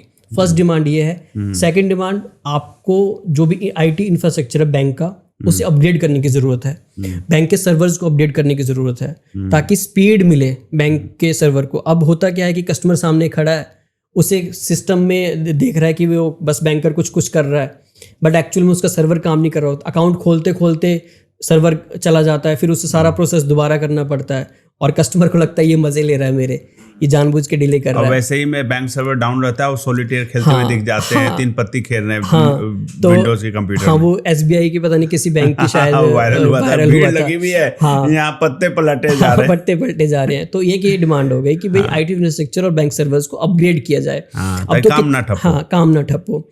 और लास्ट डिमांड ये हो गई कि आपने जो आपका मैन पावर है, जो स्टाफ शॉर्टेज का इशू है, उसको ख़त्म करना चाहिए और जो HR मैटर्स हैं वो ट्रांसपेरेंट तरीके से अप्लाई होने चाहिए बैंक में, चाहे वो ट्रांसफर्स हो गई, चाहे प्रमोशंस हो गई, उसमें ट्रांसपेरेंसी होनी चाहिए फुल कंप्लीटली, ताकि एक्सप्लॉयटेशन ना हो। अगर किसी की ट्रांसफ़र हो रही है, प्रमोशन हो रही है, तो पता होना चाहिए कि इसकी ट्रांसफ़र किस वजह से हुई है, इसकी जो आपकी प्रमोशन हुई है क्यों हुई है। और बहुत सारे लोग ट्रांसफ़र के लिए अप्लाई करते हैं तो उन्हें ये तक पता नहीं चलता कि सर्कल में वैकेंसीज कितनी है, वो क्लियर कट डिस्क्लोज होनी चाहिए, ट्रांसपेरेंसी आनी चाहिए। तो ये तीन डिमांड्स हैं।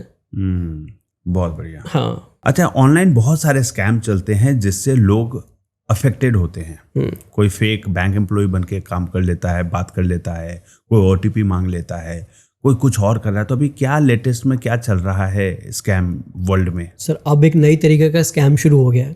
मैं आपके इस पॉडकास्ट के थ्रू ना कस्टमर्स, जो भी बैंक एम्प्लॉयज़ हैं, कस्टमर्स हैं, पब्लिक है, उसको ना एक नई स्कैम से अवेयर कराना चाहता हूँ कि जैसे अभी आपने देखा होगा पिछले कुछ सालों में डिजिटल अरेस्ट के बहुत केसेस हुए थे कि डिजिटली अरेस्ट कर लेते थे कि इतना पैसा आप दोगे तो हम, वो पार्सल वाला कुछ था, सबको पता ही होगा।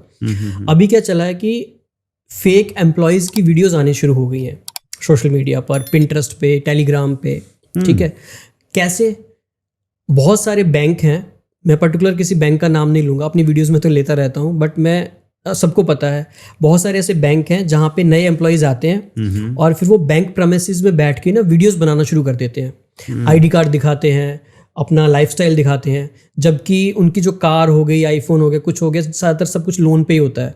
ठीक है, वो दिखाते हैं जिससे कि जो यूथ है वो भी अट्रैक्ट होता है कि यार वाओ बैंक में बहुत मजे हैं। यहीं पे तो वो गलती क्या कर रहे हैं, कंटेंट क्रिएशन का राइट सबको है, बनाओ, लेकिन बैंक प्रेमिसेस यूज मत करो। बैंक्स की सोशल मीडिया पॉलिसी होती है, वो क्लियर कट ये कहती है कि बैंक के एसेट्स का यूज नहीं करना आपने। लेकिन वो गलती कर रहे हैं कि प्रॉपर पूरी ID कार्ड के साथ अपनी फोटो खींच के डाल दे रहे हैं, इंस्टाग्राम पे वीडियोस डाल दे रहे हैं। आज के टाइम में आपको पता है, आप इसी फील्ड से हो, AI से वीडियोस बनाना बहुत ईजी हो गया है जी। तो स्कैमर्स अब क्या कर रहे हैं, ऐसे अकाउंट्स का टारगेट कर रहे हैं और उन एम्प्लॉयज की वीडियोस उठाते हैं। स्क्रीनशॉट ही लेना उन्होंने, तो बस स्क्रीनशॉट से आप इमेज टू वीडियो आराम से बना सकते हो। मैं खुद पढ़ाता हूँ। किसी भी बैंक के नाम से हैशटैग सर्च कर लीजिए, हाँ, आपको इतनी वीडियोस आ जाएंगी, उसमें रेलेवेंट वीडियो निकाल लेगा वो। बिल्कुल बिल्कुल, वो आप निकाल लो, क्योंकि लोग तो कंटेंट में लिख ही देते हैं हैशटैग वगैरह। हाँ हाँ बिल्कुल। आप अब मैं आपको एग्जांपल देता हूँ, आप ये चीज तो हम सर्च कर सकते हैं, आप SBI PO लिखो, आपको दुनिया जान की वीडियोस मिल जाएंगी, उसमें एम्प्लॉइज की वीडियोस मिल जाएंगी, फोटोज मिल जाएंगी। पिंटरेस्ट पे आप SBI लिखोगे, आपको प्रॉपर पूरा ID कार्ड HD क्वालिटी में पड़ा हुआ दिख जाएगा टेबल पे, जिसको कॉपी करना बहुत ईजी है। मैं खुद अपने बैचेस में, जैसे मैं सोशल मीडिया की क्लासेस लेता हूँ, AI की क्लासेस लेता हूँ, तो मैं खुद बैंकर्स को ये चीज सिखाता हूँ। तो कोई भी एम्प्लॉय की इमेज से वीडियो बना सकता है। अब वो बना भी रहे हैं, तो बेचारे जो सीनियर सिटीजन्स हैं, जो कस्टमर्स हैं, जो इतने नहीं पढ़े लिखे हैं, उन्हें लगता है कि ये कोई इस बैंक का कोई एम्प्लॉय है, ये बता रहा है कि कोई नई स्कीम आई है। तो वो वीडियो में क्या बोलते हैं कि ये नई स्कीम आई है, इसमें इतना इंटरेस्ट मिलेगा, आप ये लिंक करो, ये DM करो, मैं आपको लिंक भेज दूंगा या भेज दूंगी। तो वो DM करते हैं, वो लिंक उनके पास जाता है।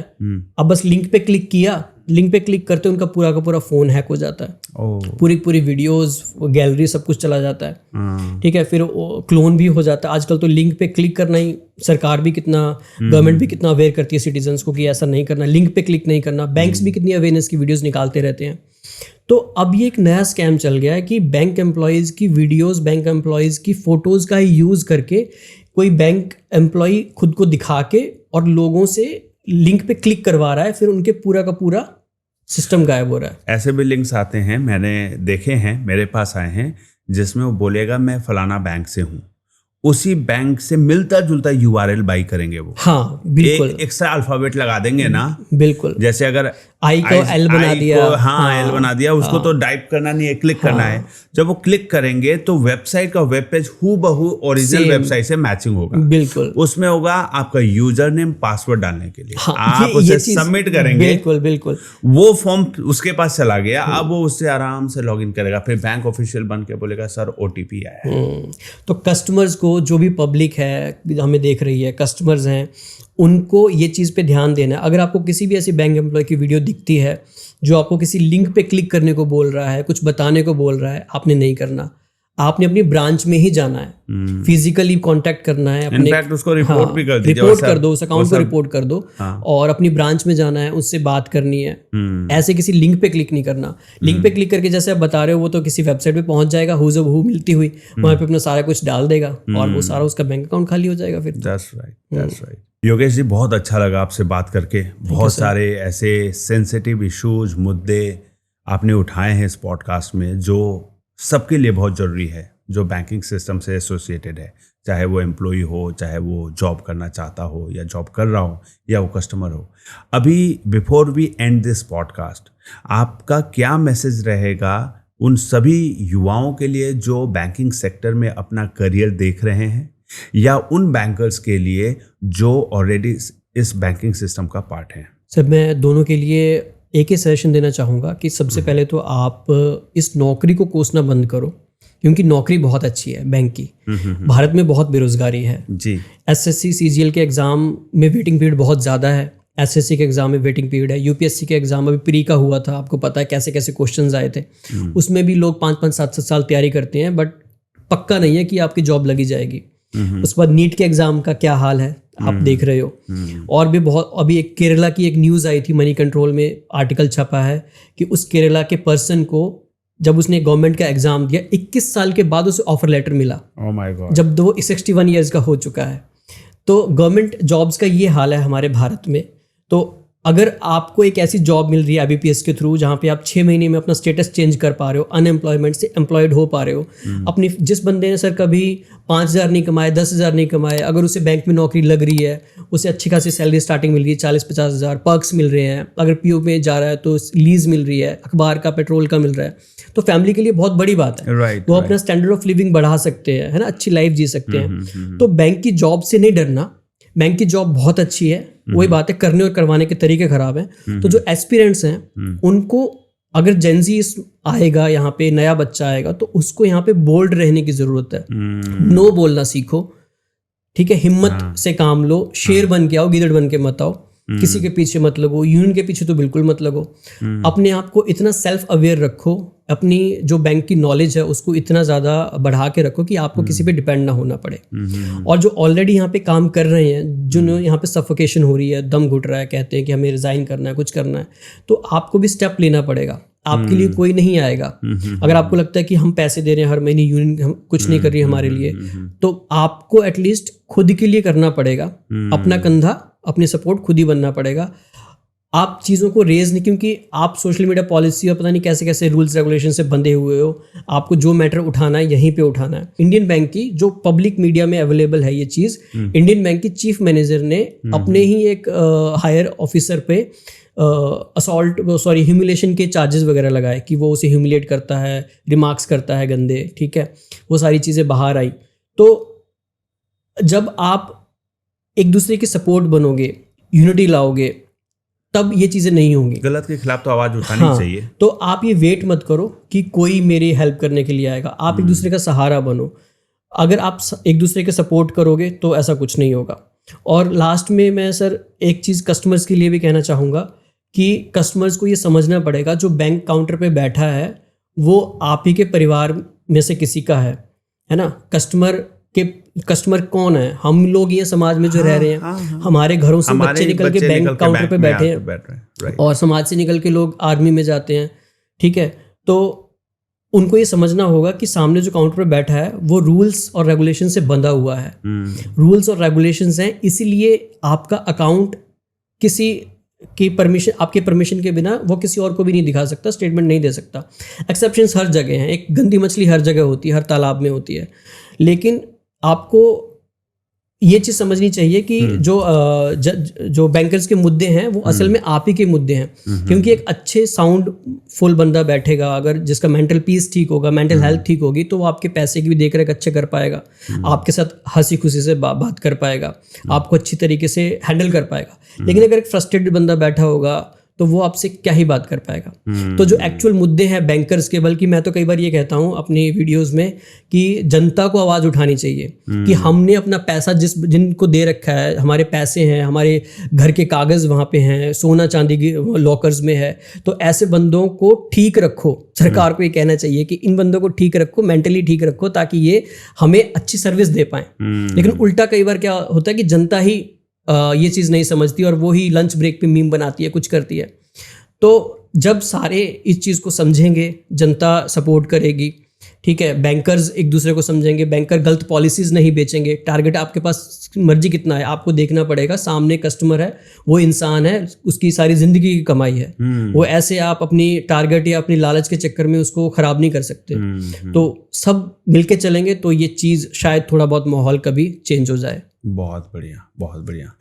Thank you Yogesh ji, thank you sir, the Rahul Ranjan show में आने के लिए, इतनी अच्छी इंसाइटफुल डिस्कशन करने के लिए, इतना बढ़िया अपना एक्सपीरियंस शेयर करने के लिए। आई एम श्योर कि आपके इन्फॉर्मेशन से हज़ारों लाखों लोगों को एक करेक्ट इन्फॉर्मेशन जाएगी और अवेयरनेस भी होगा। और सबसे ज़्यादा इम्पॉर्टेंट तो मुझे ये लगा कि आपने बैंकर्स के दर्द को उठाया है इस पॉडकास्ट के जरिए। जी सर। जो दर्द आपने सहा, अब आप कई लोगों के दर्द की आवाज़ बन रहे हैं, तो ये अपने में बहुत अच्छा काम है जो आप कर रहे हैं। Thank you sir. और आई एम श्योर ये रास्ता इतना आसान तो नहीं होगा आपके लिए, क्योंकि जिस रास्ते पे आप चले हैं वो एक बहुत बड़े सिस्टम के गलत काम करने के तरीके पे आप क्वेश्चन कर रहे हैं, तो रास्ता आसान नहीं होगा।